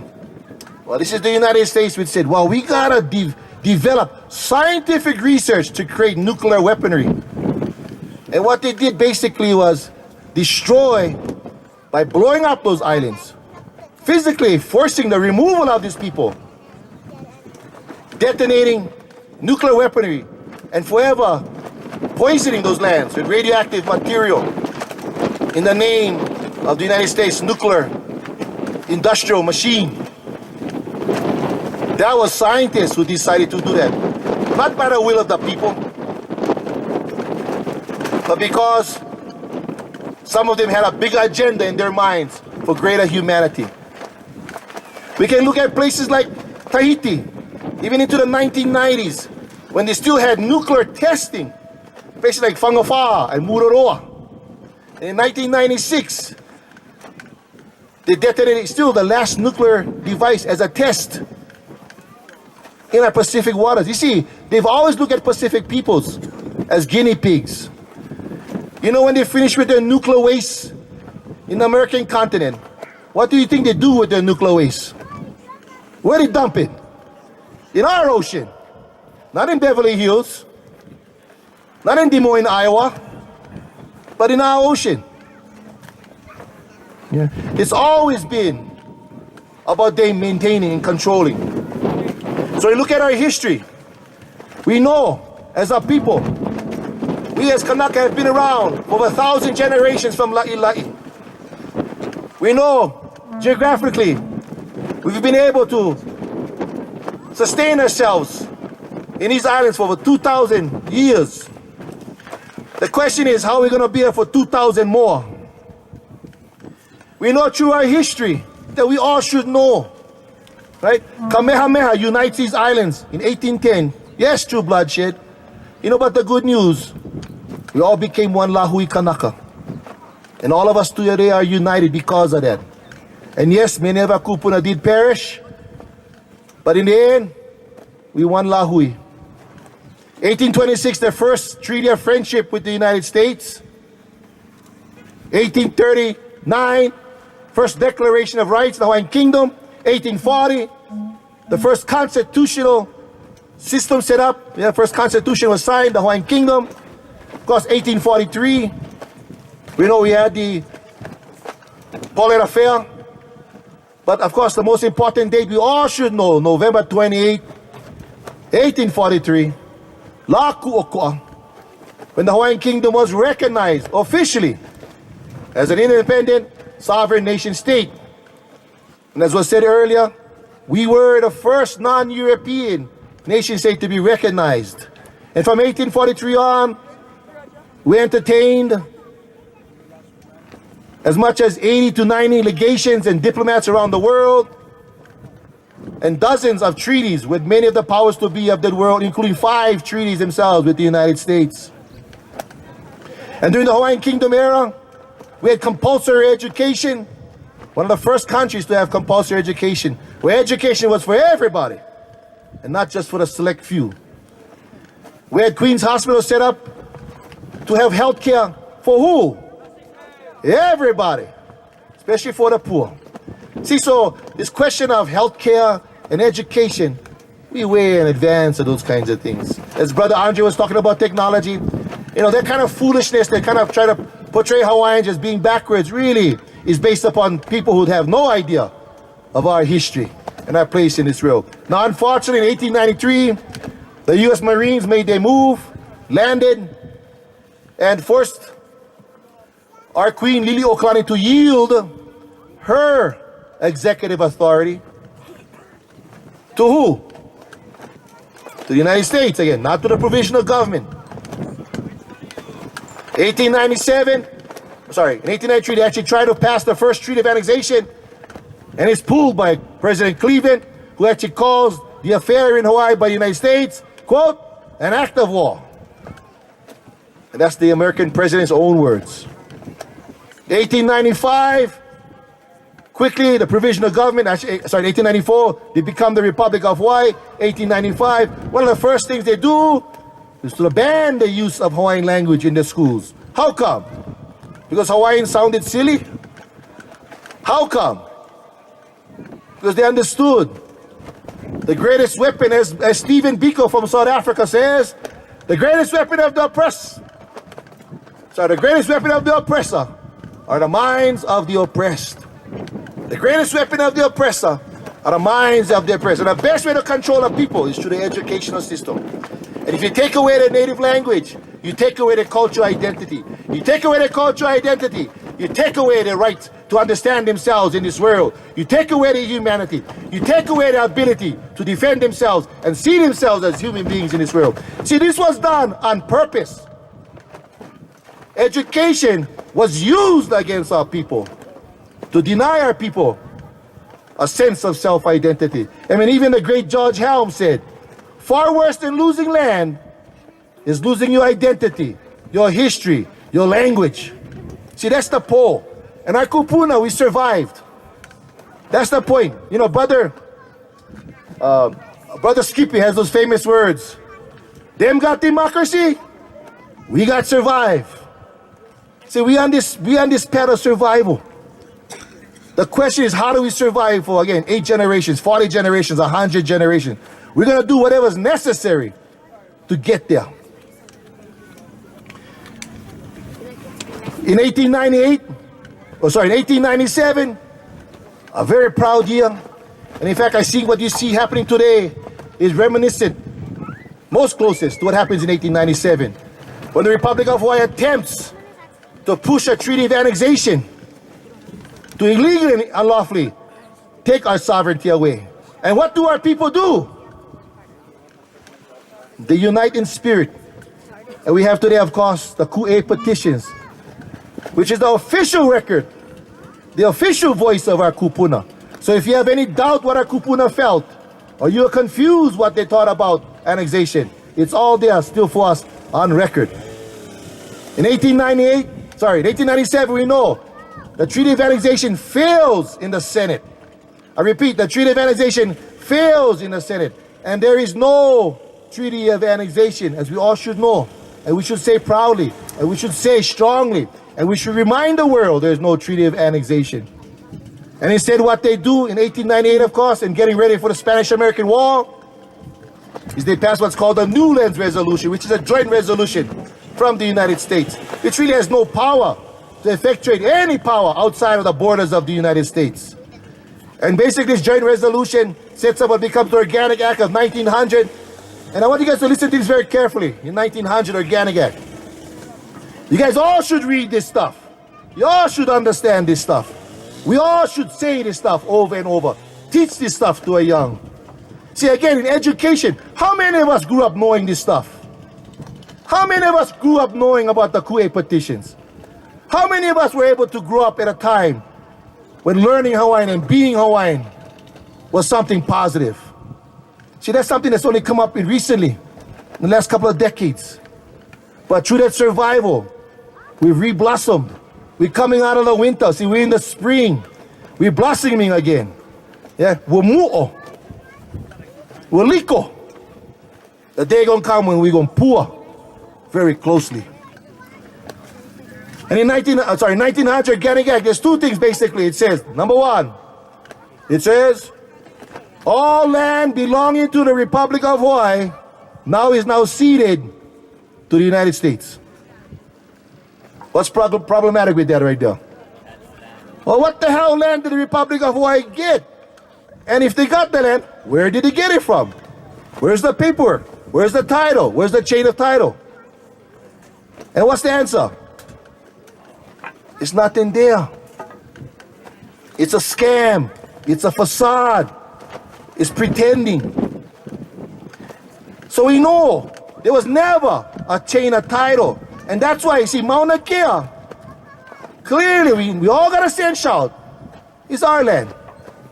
It has always been our land. Our people have never gave consent to the taking of this land.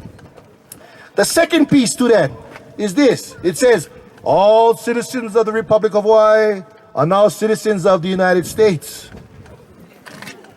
Well, who was citizens of the Republic of Hawaii? Well, you can go check it out. They had less than 4,000 of them. What about the rest? What about the so-called 39,000 that signed the Kiai petitions? The truth is, it's never addressed. So the question, of course, is how do Hawaiians, as nationals, give our consent to become United States citizens? And what is the answer? Ohe. Again, it's a facade. Pretending. We're being bamboozled. Yeah? So the bottom line, we got to understand, where is the evidence to show this? Again, this is part of the question we must always, at all times. And I would say there are two things to remember. Truth and aloha. Hence, aloha aina o ya i'o was the words from our own kupuna. Aloha aina o ya i'o. The true, genuine love for this place. So just to kind of tie in again today, when we look at places like Mauna Kea. Mauna Kea is sacred to our people. But why are we in trouble about Mauna Kea? The bottom line is it's not that we don't know it's sacred. The bottom line is that we do not have political control of Mauna Kea. That is a fact. Well, how do you get political control? It's through struggle. It's through unification. It's through making that step forward and saying no more. See, the thing about today, as we open our eyes and we start to see and we start to speak this language, we start to clearly define what a condition is. We get better chances. We get better opportunities. We get better ways to plan and see where we need to go as a people. Again, we're in the dark. We're just guessing. But once you start to see and you start to have the right context, the right evidence, the right understanding, your analysis provides you a correct understanding of what we need to do, where we need to go. See, the thing to understand is those in power will never give us what is ours. They have never done that. Read and understand history. We gotta understand, we as a people, we are a dominated people. And they are dominators. But see, dominated people don't always remain as dominated people. You know, as Kwai Puna Prejean used to say, break the chains off your brains. You know, we gotta remember, it's not so much the chain of our legs we gotta worry about. It's more the chains of our brains. You know, we gotta recognize our situation.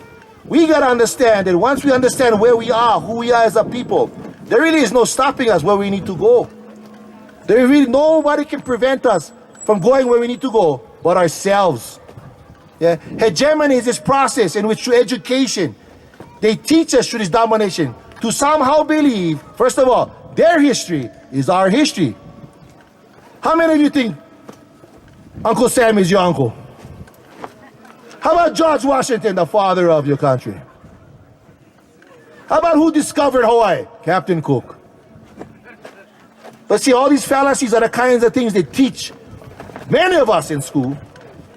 But today, as we open our eyes and we start to see, we know the truth. You know, as that great radical said, then you shall know the truth, and the truth shall set you free. Yeah? Then you shall know the truth, and the truth shall set you free. So you look about what's happening here to me. The key element is for us to always speak the truth. The key element for us is to understand, as the other Olelo No'iao from our kupuna said, E ike ka hoa kanaka o kipa hewa ke aloha I ka ilio. E ike I ka hoa kanaka o kipa hewa ke aloha I ka ilio. That we must see each other first as hoa kanaka. We are brothers and sisters. We are united as one here, lest we waste our love on the dog. See, the most important element is we gotta have faith and trust and belief in us. We don't have to prove anything to them. We don't have to prove anything to tell them that the mountain is sacred. We don't have to prove anything to tell them that that's our mountain. We don't have to prove anything to tell us that we know who we are as nationals in this land. See, the game is that somehow we believed for far too long, somehow if we just show them the right pepper, they're gonna believe. But you see, that's the problem. It's really not about showing them the right pepper. See, it's really about us understanding this here in the Na'au. As our kupuna said, Na'awau. Here. Because once we understand it here, it don't matter what they think. It don't matter what they say. It don't matter what they threaten. Because once we understand it's here, and it goes on to the next generation and the next generation, so we're going to be here for a long time. Nothing that we have to do to prove to them that we are human beings. Don't we have a language? Do we not have a history? Do we not have a genealogy to this place? Do we not have a mountain to revere? Do we not know what is right or wrong? Why then do we somehow believe we have to prove unto those who want to control and dominate us that we are humans? See, again, we are humans because we see each other as fellow human beings, and that's all we need. We have to see ourselves first. We got nothing to prove to them. It's not like they're gods upon this earth. It's not like they're holy. It's not like they have any morals over us. And all you got to do is understand their own history across the United States, where they murdered, as I said, they shit and pissed upon native peoples. That is the creation of the United States, where millions of American Indians were perished and killed, and genocide was put upon that land. And we look to them somehow that they're going to have moral judgment over us. Who are they to tell us that we are human beings? What sense of morality do they have to show us that somehow they have? We have to plead to them, somehow believe that we just gotta prove to them that we are. See, again, that's to me, that's part of the lie, that's part of the scam, that's part of the forgery, that's part of leading us the path. Because, you know, as I always say, if you look at history, you understand what happened in 1893, what happens in 1898, 1900, 1959. It's all part of a scam and a lie. And who are they to have any kind of judgment over us? So when they say on the TV news, well, the courts determined, and the hearing officer determined, and the Supreme Court determined, the hell what they determined, that's what I say. They have no power. You know, they may have the power of the gun over our people, and that is true. But they have no authority over us. They have no morals over us. They have nothing that can shackle us. As long as our hearts and minds are pure, we can do whatever is necessary to take us where we need to go. See, that's the thing we got to remember. The power is with us. The power of this place inspires all of us. Kamano kaina, kamano ke kanaka. And that we can never forget. And that we need to spread. You see, these criminals, as I always say, how do criminals behave? Like criminals. Criminals follow the law? That's why they're criminals. You know, somehow if you believe that criminals one day are going to say, oh yeah, you know, you Hawaiians, yeah, you guys right. We did this, yeah, we did that, and okay. See, I'm a big believer. As Brother Andre said, as Malcolm X said, only more power will defeat that power. And even though they may have all the guns, and they may get $1.4 billion behind that project, and they may have sheriffs, and they may have police, and they may have prosecuting attorneys, we get something bigger and better. Aloha ino oi'o. See, that's the thing, we lucky. You know, as Kanaka, we lucky. There's no place in this world that says nuclearized, militarized, all those kind of eyes, commercialized. That's Hawaii. And you know what? Our people are still here. Even with all this that they put upon our people, we still ran back to our language. We still ran back to our dance. We still up here building our settlements. We never go nowhere. We still here. You know, as another kupuna said, the strongest swimmers, they swim in the roughest seas. Easy for swimming the kaheka in the shallow area. But when you face the mightiest, it calls for us to get mightier. And we blessed in the fact that we know there is no option for any armed result. We cannot go pick up the gun against, we cannot get a tank. There's nothing we can use to violently oppose this government because they're the most violent that you find out there. But only one thing can conquer violence. Only one thing can conquer threats. That's aloha and truth. That is the greatest power. So we are privileged. And I'm humbled. Because what you see here, like I said, whether you're brown, white, black, pink, or purple, whether you're born here or not, if you believe in truth and aloha, then you're in the right place. Because the mountain is calling all of us to do what we need to do. And I stand here and I'm so blessed and I'm so humbled. And my eyes filled with joy when I first came here last Friday. When I saw these young Opio. And I said, you know, I've been waiting my whole life for this. And I see the power of this place. Kamano ki aina. Ai kamano ke kanaka. And we will be free. And I always say, Brother Kaukai, he knows I always say this, if that's the best they get, we already get them licked. Mahalo.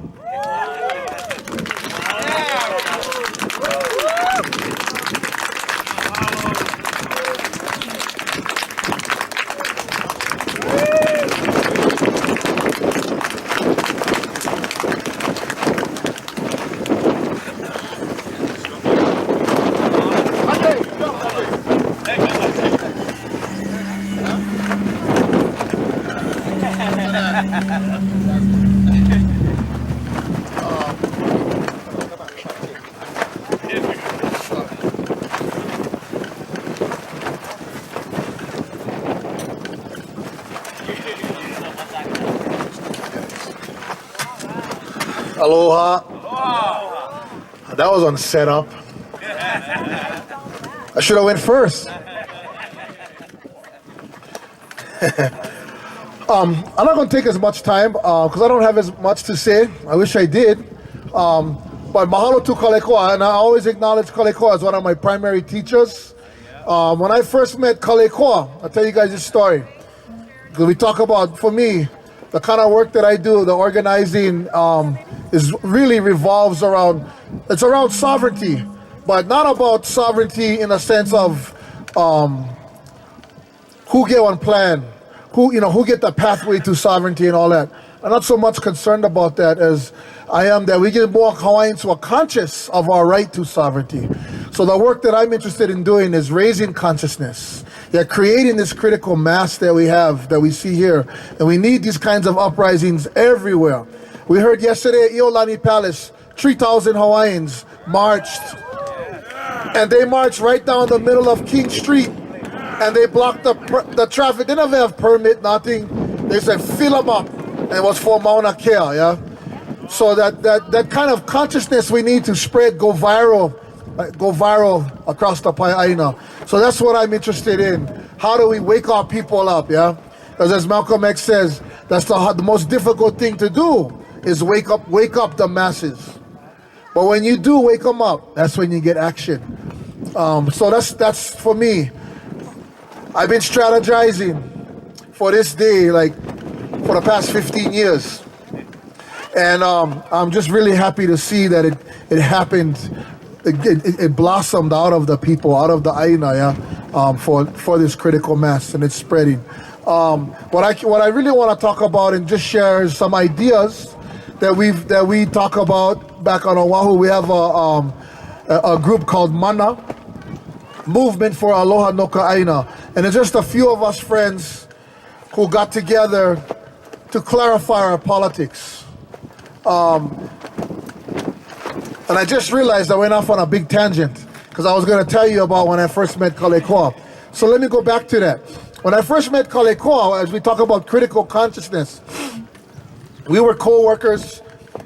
We worked in the same office, the Kaho'olawe Island Reserve Commission, and we were in a way blessed to be a part of that during that time, to be able to spend as much time as we did on Kaho'olawe and to cross paths with so many different Hawaiian cultural leaders, political leaders, activists. And during that time, I was working on Kaho'olawe just a little bit before Kaleikoa came. And I remember when he came and he set up shop in his office, and he started posting all these pictures on the wall. All these political pictures, man. And there was one right in the middle. And there was the picture of his cross, with a black man hanging from the cross with dreadlocks. And I was kind of intrigued by that because, to be honest, I had never seen anything like that before. So I said, wow, who is that? Kaleikoa, who is that? And he told me, yo, you don't know who's that? Try to look good. So I look, I don't know, who's that? Bob Marley. I went, no, look good. He told me, look good. So I look in, Peter Tosh. No. So finally I got up maybe Mumia Abu Jamal. He was the one that was at at that time at Free Mumia, that movement. And finally Kaleikoa told me, look, bro, colonized. That's Jesus. What, you thought he was white? And in that moment, I realized that through propaganda, through media, going back hundreds of years, right, that we actually have been socialized into thinking that this figure of Jesus is a white man.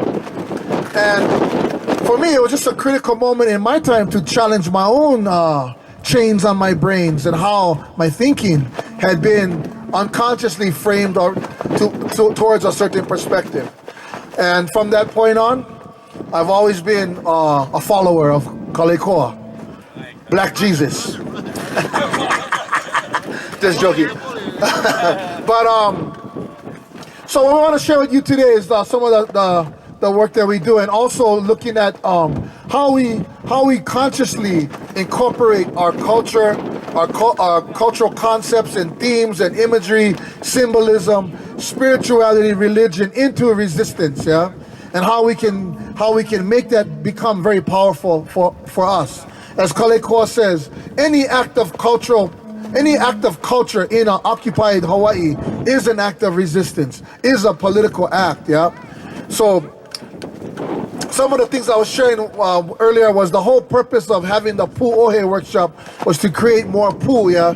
So as we resist, when and if the opposition comes, we're meeting them in a way that is on our terms, in a way that demonstrates our values and demonstrates our identity. So we meet them with 1,000 Pus, yeah. We meet them with Oli, with Pule, yeah, collectively, and through that unity, that lokahi that Kaleikoa talks about, we build that synergy, yeah. And for me, what I look at oftentimes is tactics. How can we be real tactical? Yeah, understanding the difference between strategy and tactics, yeah. Strategy is the long-term plan. The tactics are those steps that we incorporate towards that goal. And sometimes those steps are unconventional. Sometimes those steps may not make sense to other people, may not make sense, certainly not to the opposition, but they make sense to us, yeah? And so, back in the 70s, some of you remember this great Hale organizer. He was brilliant. His name was John Kelly. Yeah, Save Our Surf movement. John Kelly had this, his wife was Marion Kelly. He had this saying, hang loose, hang tight. Hang loose, hang tight. Hang loose on tactics, but always hang tight on principles, yeah?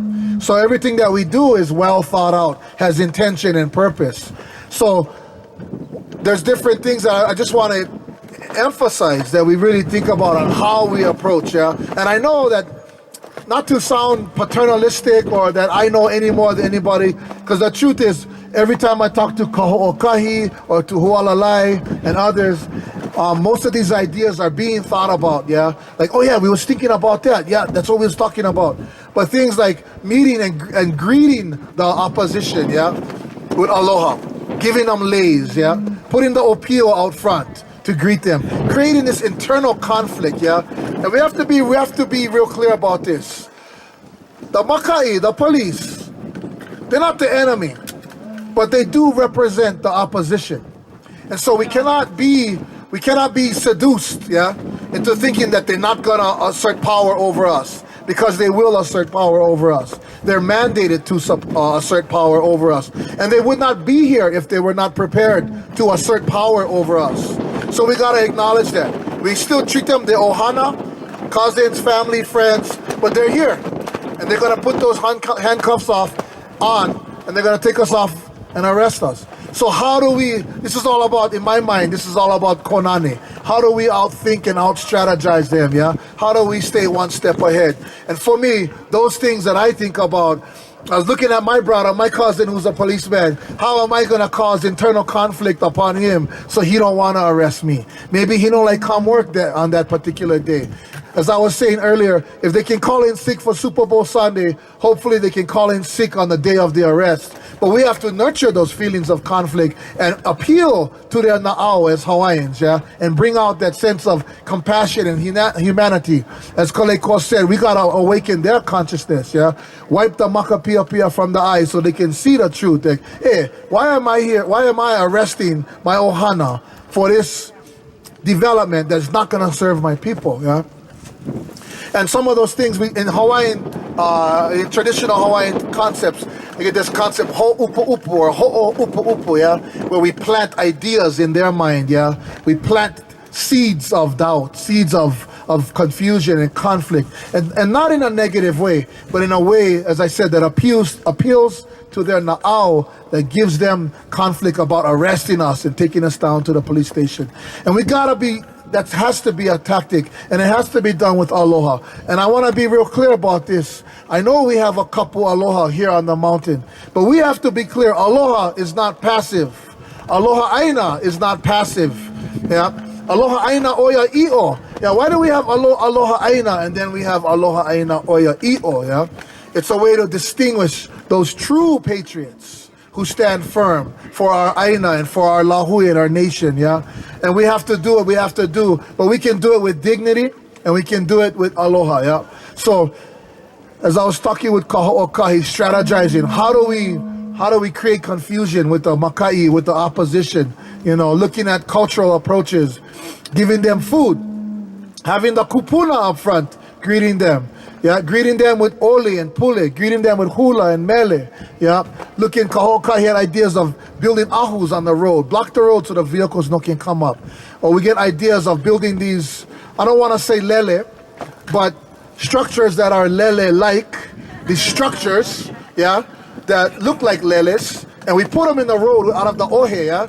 And this is things that we've done on Oahu, yeah? You make one A-frame or one tripod, you tie the tea leaf, you put them in the road, and when the police come, you tell them, and what it does, when they come in their formation, see, part of their, all of this goes back to sort of like military tactics. The police will be in formation, they'll be in straight lines, and that's an expression of power that expresses their organization. For us, we want to disrupt their organization. We want to break up that formation. And we can do it by putting obstructions out there that force them to break rank because they got to go around something or they got to move something out of the way. and then we're breaking up their rank. But if we get things that are where we incorporate spiritual symbology, and then the brother would pick up this lele-like structure, I would tell him, oh brother, I wouldn't touch that if I was you. I would not touch that, yeah. So that's the whole upo, yeah. We create confusion and conflict. Don't move that, brother. I would not move that. You know, these are all tactics, yeah. Now, as I said, we want them to be well thought out. We don't want to sacrifice or undermine our own religious, spiritual principles and integrity. So we think about these things carefully, and we figure out how can we do them in ways that have integrity, yeah. But those are ideas we looked at ideas of using the ki'i, yeah? We get ki'i. I know they get the ku kiai Mauna Kea. These kinds of things create visual representations that they're not ma'atu. They're not comfortable with, yeah? We had an incident at Iolani Palace, about 8 years ago. And they were trying to set these rules because they were trying to suppress the sovereignty movement. They didn't like that we gathered at the ahu, yeah, that beacon, that symbol of unity and national identity, that ahu that was built in 1993 by Hawaiians like Uncle Earl. Uncle Earl was telling me the story, how they built that ahu in the middle of the night so that they avoided the decision process because it was done by morning. Now we all gather around that ahu, and it's an important symbol of national unity. Well, they don't like that. So about maybe 7-8 years ago, they passed these new rules at Iolani Palace. You cannot have banners and flags. You cannot have one tent like this. You cannot have more than 25 people gathered, or you're violating all these permitting processes. So us guys, we said, screw that. We're not going to follow those rules. We organized Sovereignty Sunday. We come 100 people. We knew though that they was going to come with us. They had their SWAT team with the shields, with the helmets, that force of intimidation. And our mana'o our idea was we was going to go spiritual. So greet them with aloha. So we formed ourselves into a mobile pu'ohonua, yeah. We made la'i kahili on the four corners. We were inside. We marched in. We pule. We oli. I get the ki'i in front. And the police look at us and they never know what to do. We go to the ahu, we just ignore them. We go to the ahu, we do what we do. I take the ki'i, I face it to them, and we just ignore them and we do our thing. You know what they did? They went pack up and go home. They never know what to do. And then I think they realized the absurdity of their being there with shields, riot shields and helmets and all that stuff. And here we are coming in to do prayer, and then we engage in our teaching and our political discussion. So when we infuse our cultural practices, our religious practices into our politics, it becomes more powerful. And not to say that that's not something that was never done anyways. What I'm saying is that is something that we may have forgotten. That is something that we may have lost sight of. But the truth is, our people were a very political people. Yeah, very political. And we see that example in so many cases. Yeah. We see the example in real simplistic forms, yeah. Kamehameha and his kahu. Slipping my mind. Kamehameha's teacher. Kekuhaupio, yeah, they're serving the ava. Kamehameha is disrespected, and the ava that he served is given to one lesser chief. Kekuhaupio slaps it out of his hand, yeah. So we cannot be, we don't want to me, it's important that we don't, for an instant, think that we were not a political people and that we were not an assertive people. We just gotta figure out how do we do that with aloha, with dignity, with principles and integrity. Mahalo.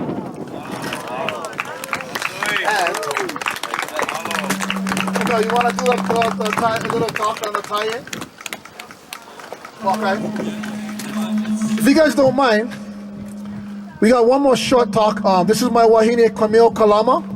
She's one of our very few Native Hawaiian attorneys who actually fight for strictly Hawaiian rights. She works for Native Hawaiian Legal Corporation, and she works on EV, land, water, you name it.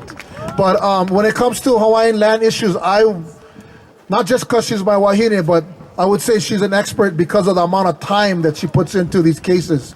But she wanted to share with us some of the connections, understanding the political connections, the big picture of the relationship between Mauna Kea, Pohaku Loa, East Maui, and all these other land struggles, and how they're all symptoms of the state. So, Camille. Aloha. Now I feel set up. No. I'm going to follow these two guys. I'd rather go behind and help out from the back. But just today, I mean, everybody here, you guys are here because your consciousness is already there. You folks, I know everybody who's here has a purpose. And so I guess what I want to share is coming from my experience. I am an attorney for my day job, but that's my day job. First and foremost, I'm a Kanaka. And we met, actually, Andre and I met at a vigil opposing the Striker Brigade over 10 years ago, I think so. And so for me, if there ever comes a time where activism is limited by law or my work as an attorney, then I'm an activist first, you know, that's what I support. But I think it's important because, like Kaleikoa said, I think like Andre said, the power is truly in the people. And it's just us believing that that's important. Because there are laws for days, you know, we can get confused the more we think about all the laws out there and what they really say right now. Right now, those laws protect us. Right now, those laws protect our lands. But are our lands protected? Are our people protected? No, because somebody's enforcing those laws, right? Behind every law, there's enforcement by HPD, by DoCare, by the court, by the government agencies.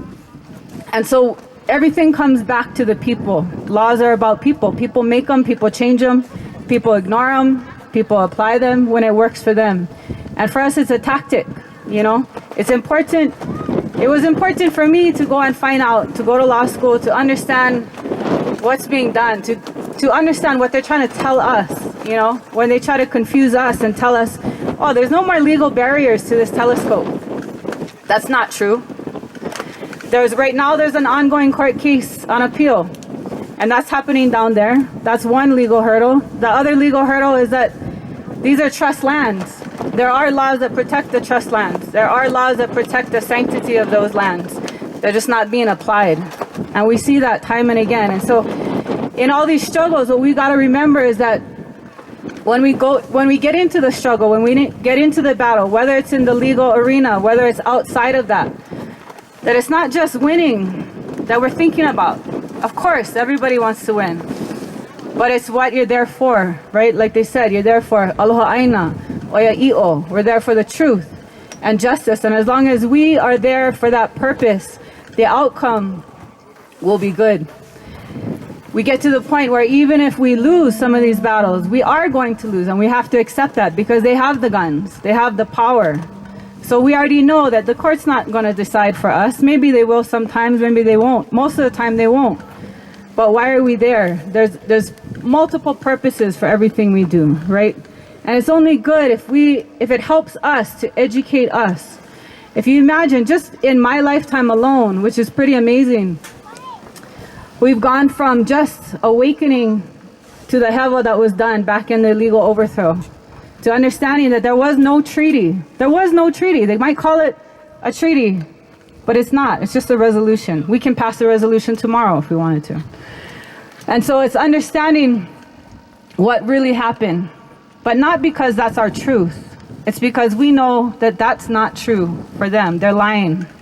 And we know that. And now today, if we look around, that's common knowledge, right? It's in our vocabulary already. We already know illegal occupation. How many of us were talking about that 20 years ago? So already we can see that there's been success, you know, that we know these things. We know these laws, and those laws are something that people created. It's not necessarily the truth, right? The truth is that this mountain is sacred. How we protect it, that's all our kuleana to figure out. And we might have different strategies, we might have different tactics. And what we got to remember is that they want to suck us into fighting each other, you know, into saying, oh, mine is better, this way is not going to work, you're going to lose. But that's all about divide and conquer, right? It's all about telling us, oh, you are Hawaiian and you're not qualified. You know, that's strategies to divide us so that we're not together. And I think if you look around today and what's happening with this movement that these brothers started, we know that that's not true. We're all part of one Lahui. And we always got to remember that and not get sucked into fighting ourselves, because we got a whole bigger army out there to fight, you know. We got a whole lot of things to fight. And so getting back to these different issues right now, Mauna Kea is one very important one. And we're talking about, like Kaleikoa said, these are national lands to our people. They're supposed to be held in trust until such time as justice is done, till it's returned back to our people. And what they're doing right now is allowing things to happen that can't be undone. When they dig, when they desecrate, those are things that are not, even they said, you can't mitigate that. Mitigate means, you know, reduce it so it doesn't matter. You can't completely undo it. And they're allowing that to happen. And when we talk about OHA, the ones who are in charge of protecting those trusts by the state, where are they? Why aren't they up there? We're also right above Pohaku Loa. Pohaku Loa is the largest military installation in Hawaii, 100,000 acres.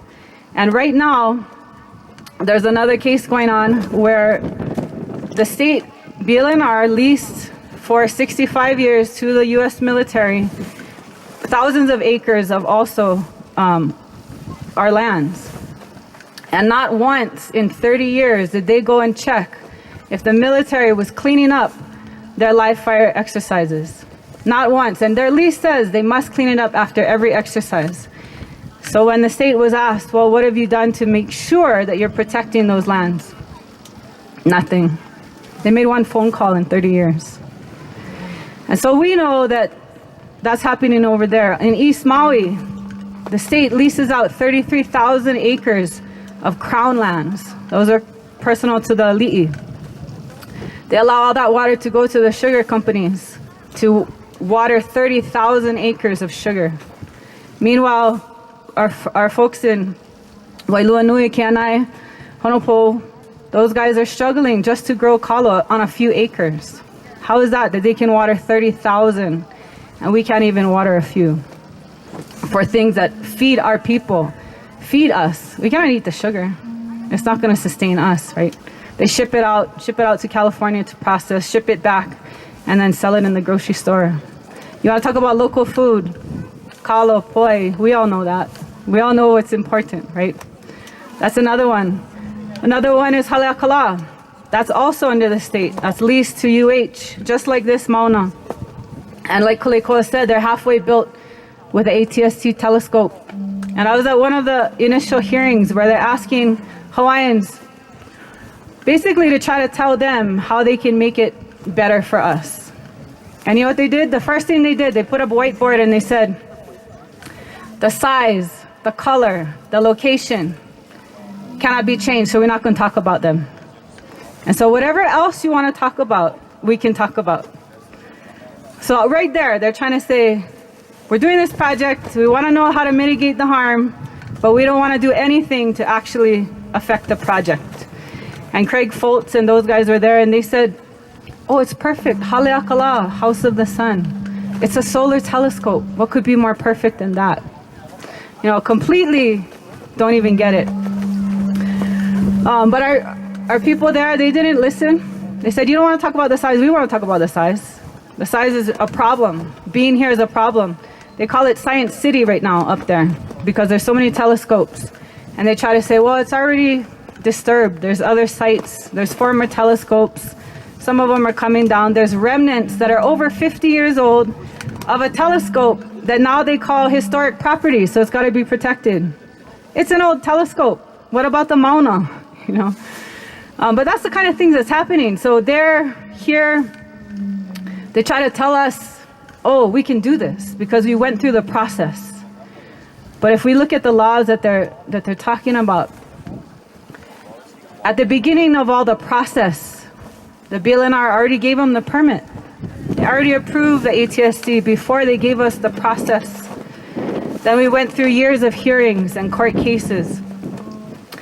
And then they approved it again. And so what was our process, right? It was going through the motions to give us something to make us feel like we're getting justice. So all of that is not to say that those things aren't important, because the folks fighting those battles, Uncle Keope, Mikahala, they're important and they have their role.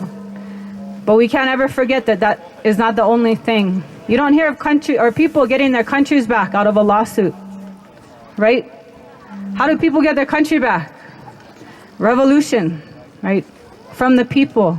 There has to be people behind it. It has to be enough people that it's undeniable, because they can't continue with the world watching to use violence anymore. Doesn't mean they won't. Doesn't mean they won't try. But with the world watching, they have to change their tactics. And we can see that now with them putting the moratorium, extending the moratorium. They're trying to figure out how to deal with all these people, all these Kanaka. Because force against people asserting Aloha Aina just makes them look bad. And so that's just to say that when we talk about these things, they want to ask, what's one more telescope? Already get 13. No, it's not just one more telescope. It's telescopes, it's military, it's our water. It's all these issues that keep happening. And that's why we have so many people willing and ready to come out, because we're tired of it. Because what it comes back to is we don't have control over the things that are important to us, that are sacred to us. We're not the ones deciding to put that on the Mauna. If that was us deciding, that would be a different story. And it wouldn't be there, but that would be different.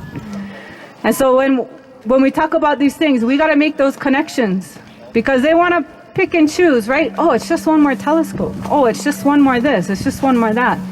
And we gotta, in our minds, keep that connection. No, it's not. It's been going on. It's still going on. The same guys that overthrew our government in 1893 is the same company that's taking water out of East Maui, A and B. They're still around. Okay, it's not over. They try to tell us the overthrow happened, get over it. No, it's not. It's still happening every day, because they're still in control of this place, you know. And we know it's not about ownership. It's not about we own this place.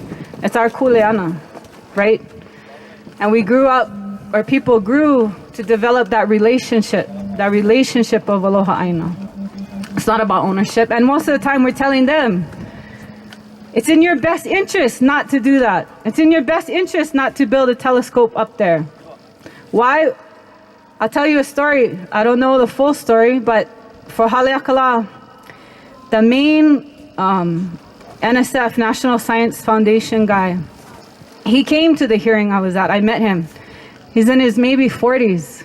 He died suddenly. It was in the paper while this whole process was going on. No apparent reason. And so they don't want to hear it, but we're trying to tell them, we're trying to protect you too, right? We're telling you this is desecration. We're telling you to listen to our people. And that's what's hard for them to fight, right? It's the oya i'o, it's the truth. And when we tell them, they don't know how to handle that, because they don't have any way to make it right. There's no mitigation of desecration, like Andre likes to say. You can't mitigate desecration. Can't make it less. You can't give us money. Tell us, go, you know, have some education for that. Give it to Hawaiian astronomers that are coming up. And that'll help mitigate this hewa that we're doing. Ole. Those kind of things are meant to pacify, are meant to divide us, are meant to take people who can say, oh, you know what? They're doing some good things. I don't know if I can oppose this project. They try to create conflict within us. So that's why what we're saying is create conflict within them. That's where the conflict should be. We don't have any conflict, you know? And those folks that are having conflict, should I be there, should I not? The longer this goes, the longer this keeps going, the more people are going to come. Because they know that that's the truth for them too, you know. So I just mahalo you guys, mahalo these folks, Kaho'okahi, Lanakila, everyone else who's been here every night. I wish we could be here every day with you folks. I got to go back, take care of my keiki, go back to my job so I can come back. But mahalo and aloha, appreciate all of you. Aloha.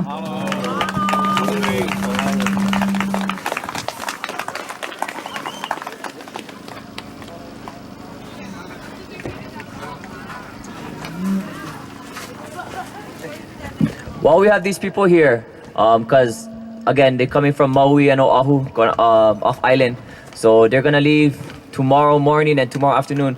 Does anybody have any questions for Kaleikoa, Andre, or Camille? Now would be a good time to ask. It's only 1:20, so we get choke time. If anybody has any questions, we can ask it. We can bring them back over here on the mic. They can explain, and they can go off on those stuff. So if anybody, any mana'o, any questions, please go right ahead. Come up here to the microphone, ask it, and the right person will come up and answer it.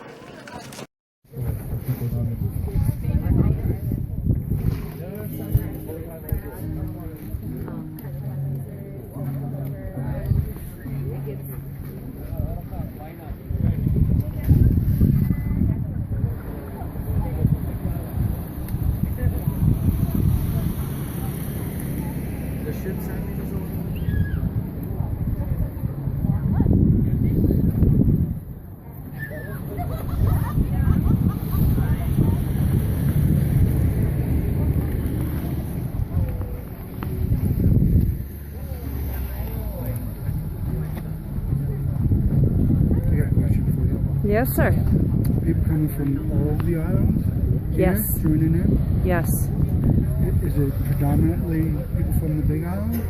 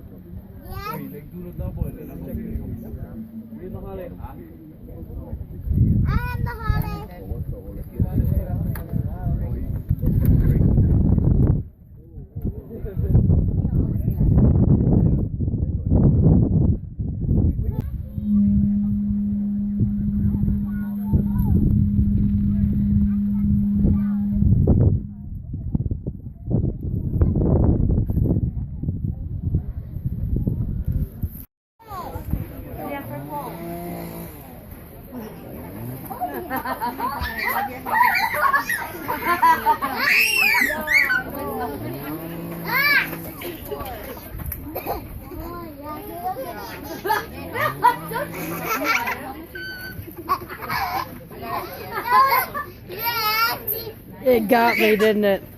The bubble got me.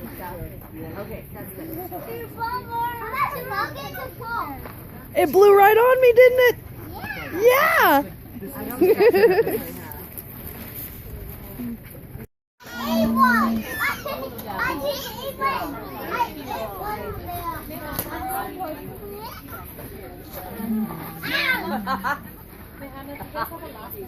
Yes, it's right in the back where the beach is. That's right. And our ancestors did it. That's why we have to plant seeds of mind games.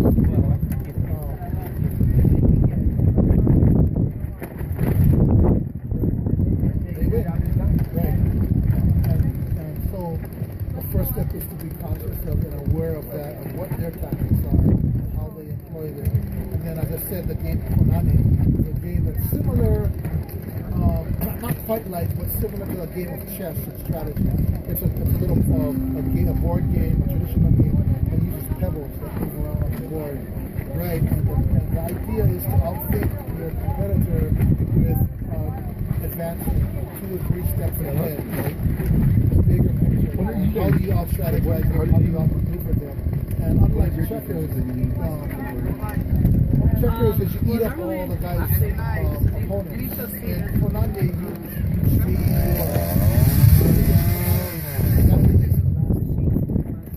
so you don't do well, it's okay because most of it's not criminal.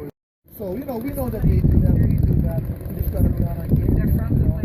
as the great Kwame Ture, Stokely Carmichael, former Black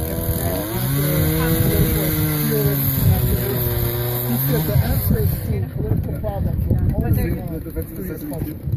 So when you think about these are cultural. I thought you can't take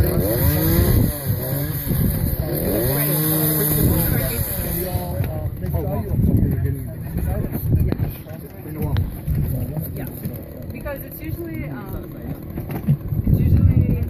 not the violation. Because I gotta find some constitutional laws I can't use against them, but I know which laws to apply to which court.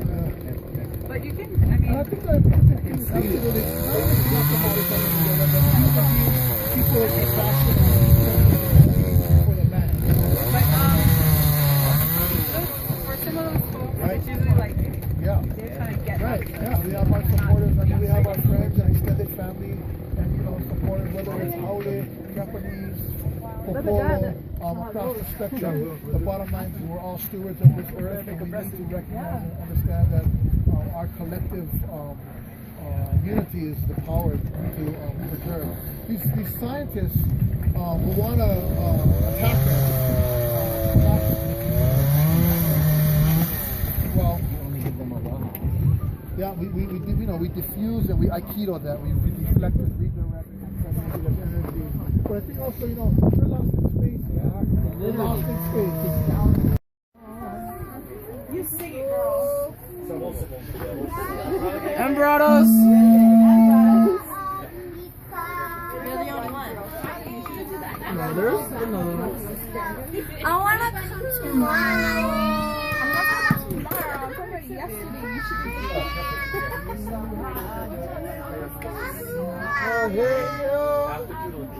I didn't say yes.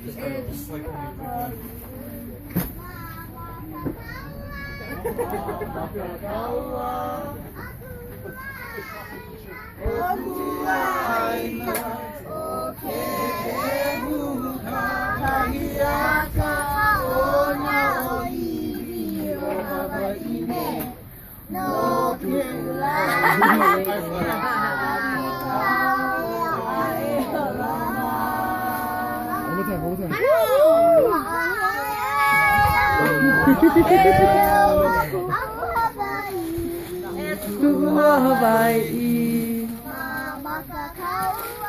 Mama Kakawa, Okuaina, Ome Kakahiaka, Ona Oiwi, O Hawaii, no Hula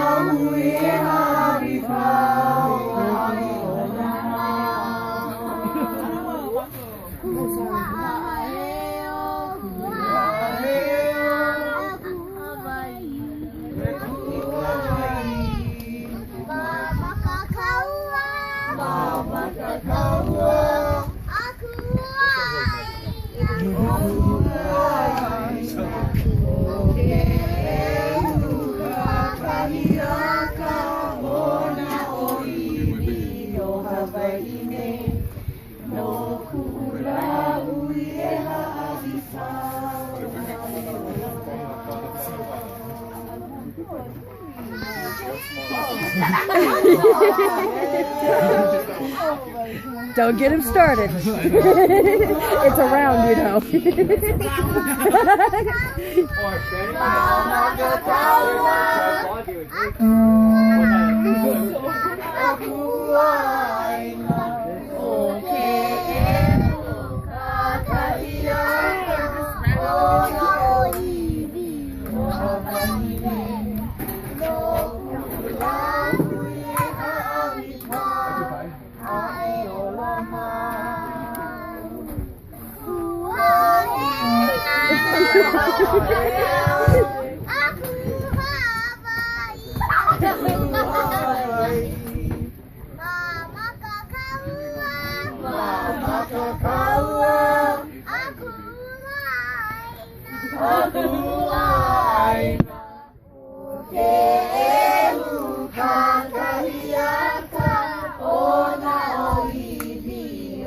Too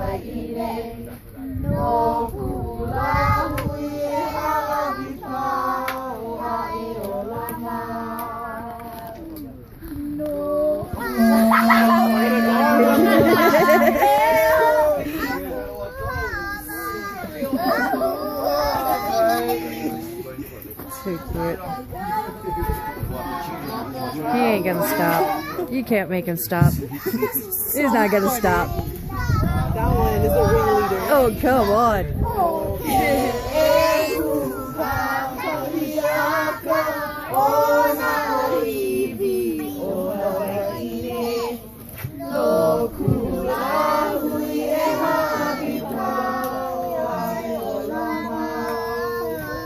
Malala mai pa.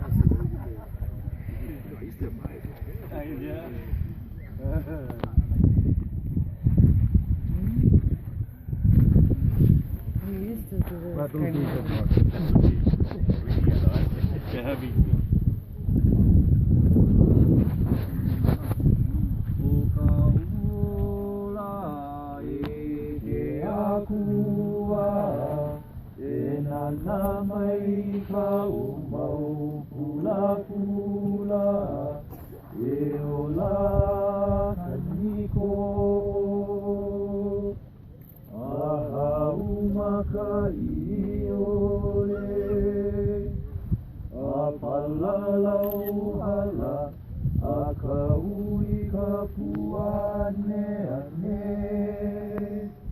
ai hala me a kuoi a ui e aloha ke are. Aloha everyone.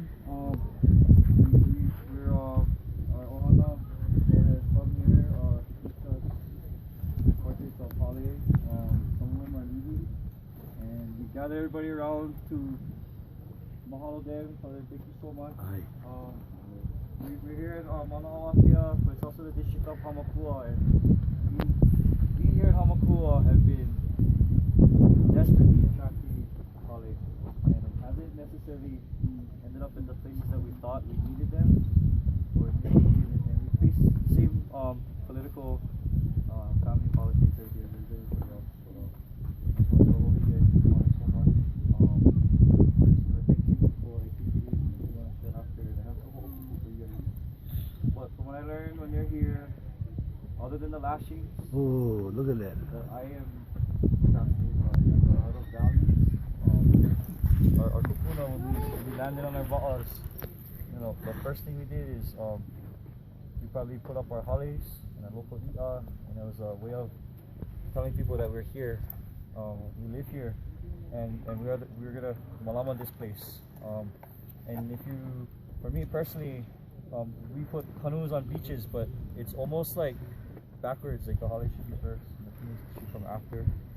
But it's so maikai because when we see them with a temporary post, to me it shows exactly what a lot of us may be going through, where we don't have permission from the county or the state. We don't know if we're gonna actually complete things, but we go in it thinking as if it is. We don't know if it's gonna be there forever, but we do it as if it is gonna be there forever. And even though people make it difficult and complicated, we have an ohana here that finds a way, you know. And it's the same with us, you know. We might almost get it done, and it gets done, and if something happens, it's okay. We end up just going and building them again. You can see some like string on top that might have been from another hale, or a hale that might not have come on here. I'm not too sure the situation, but I don't know. This is Pohaku from Kaleikoa, and I'll give it to you. It's up to you for whoever you like. But I got it on the Mauna since I've been here. And really, when we come up, because we're Nakalai Va'a, this is our kuleana for Va'a. And we like to mahalo you guys so much. Because our first hale in Hamakua is Hale Pulea, to pray, to connect to Akua, and it's facing our Mauna. And we feel like it's almost as if this is opening up for us, and not just for us, but for everybody else. So whatever ways, even in North America, I just came back from Reading, they do the same thing. They put up their teepees, which actually probably work good for us, but they're like these, a lot seem like this, but they get a hole in the top for a big fire. But it's their way of presence. It's something I learned dealing with Kamehameha Schools, Bishop Estates, and Bishop Museum. And I learned this from let me drop his name, Dale Ferguson. But it's better to ask for forgiveness than to ask for permission.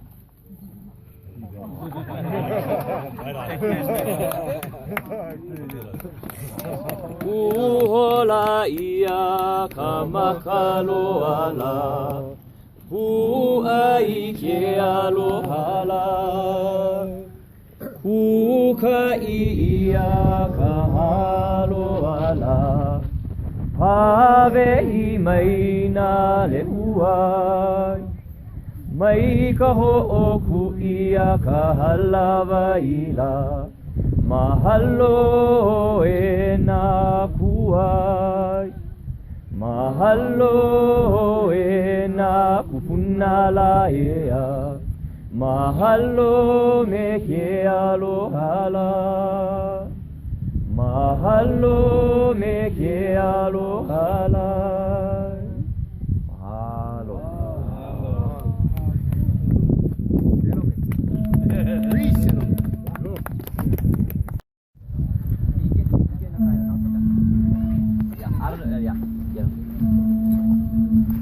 Real fast, real fast. Okay, so we're gonna share with you guys, and you're gonna share with everybody you see, that we're trying to keep our place really, really clean.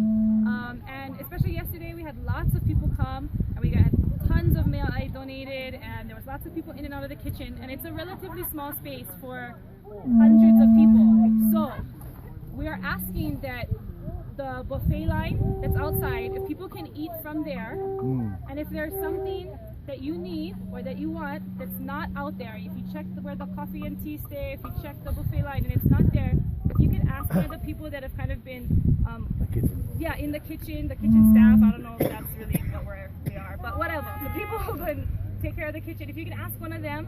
If you can't find anyone, your very, very, very, very, very, very last recourse is to enter the kitchen yourself. But for the most part, we want to treat it like our pantry. We're not really eating out of there. We're just storing stuff until it's ready to come out to eat. And it will help just to maintain the flow of traffic, keep it clean, and that would be good. So if you run out of plates or anything, just let somebody know. And again, if you can't find someone or you can't find what you need, very last recourse, you go get it yourself. Okay? But try hard. Okay? Also, the lost and found is still in there, and it's starting to accumulate items. So maybe, you know, just go check them out. If your friend left something or whatever, check the lost and found. Mahalo. Thank you.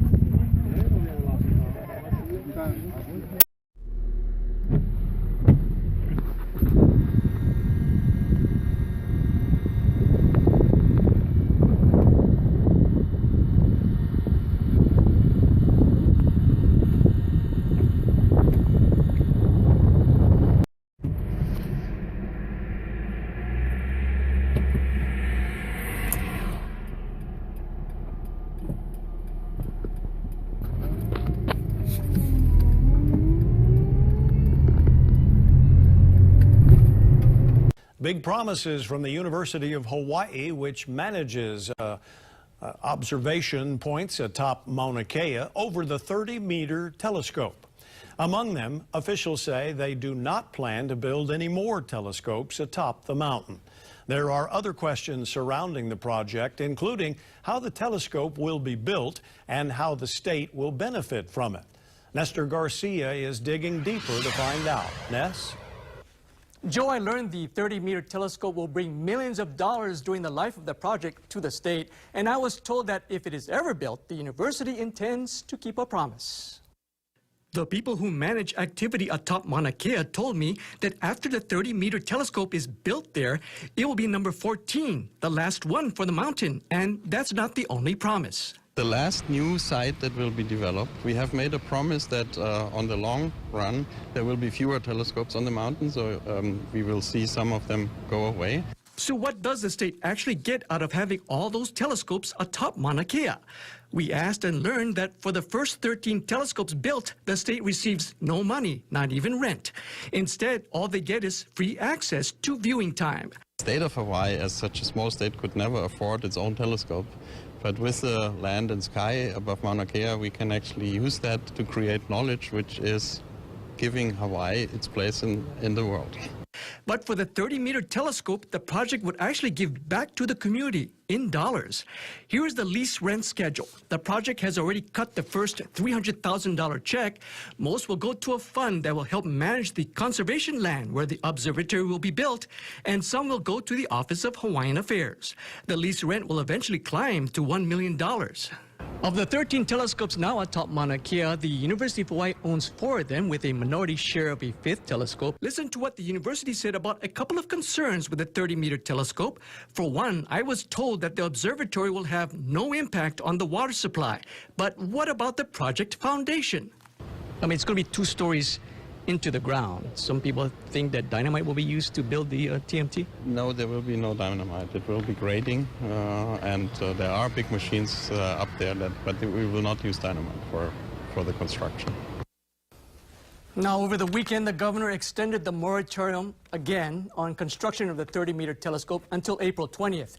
If it is built, the project also promised to give $1 million a year to schools and nonprofits on the Big Island, as well as another $1 million a year to train those who want a career in science. Nestor Garcia, KHON2 News.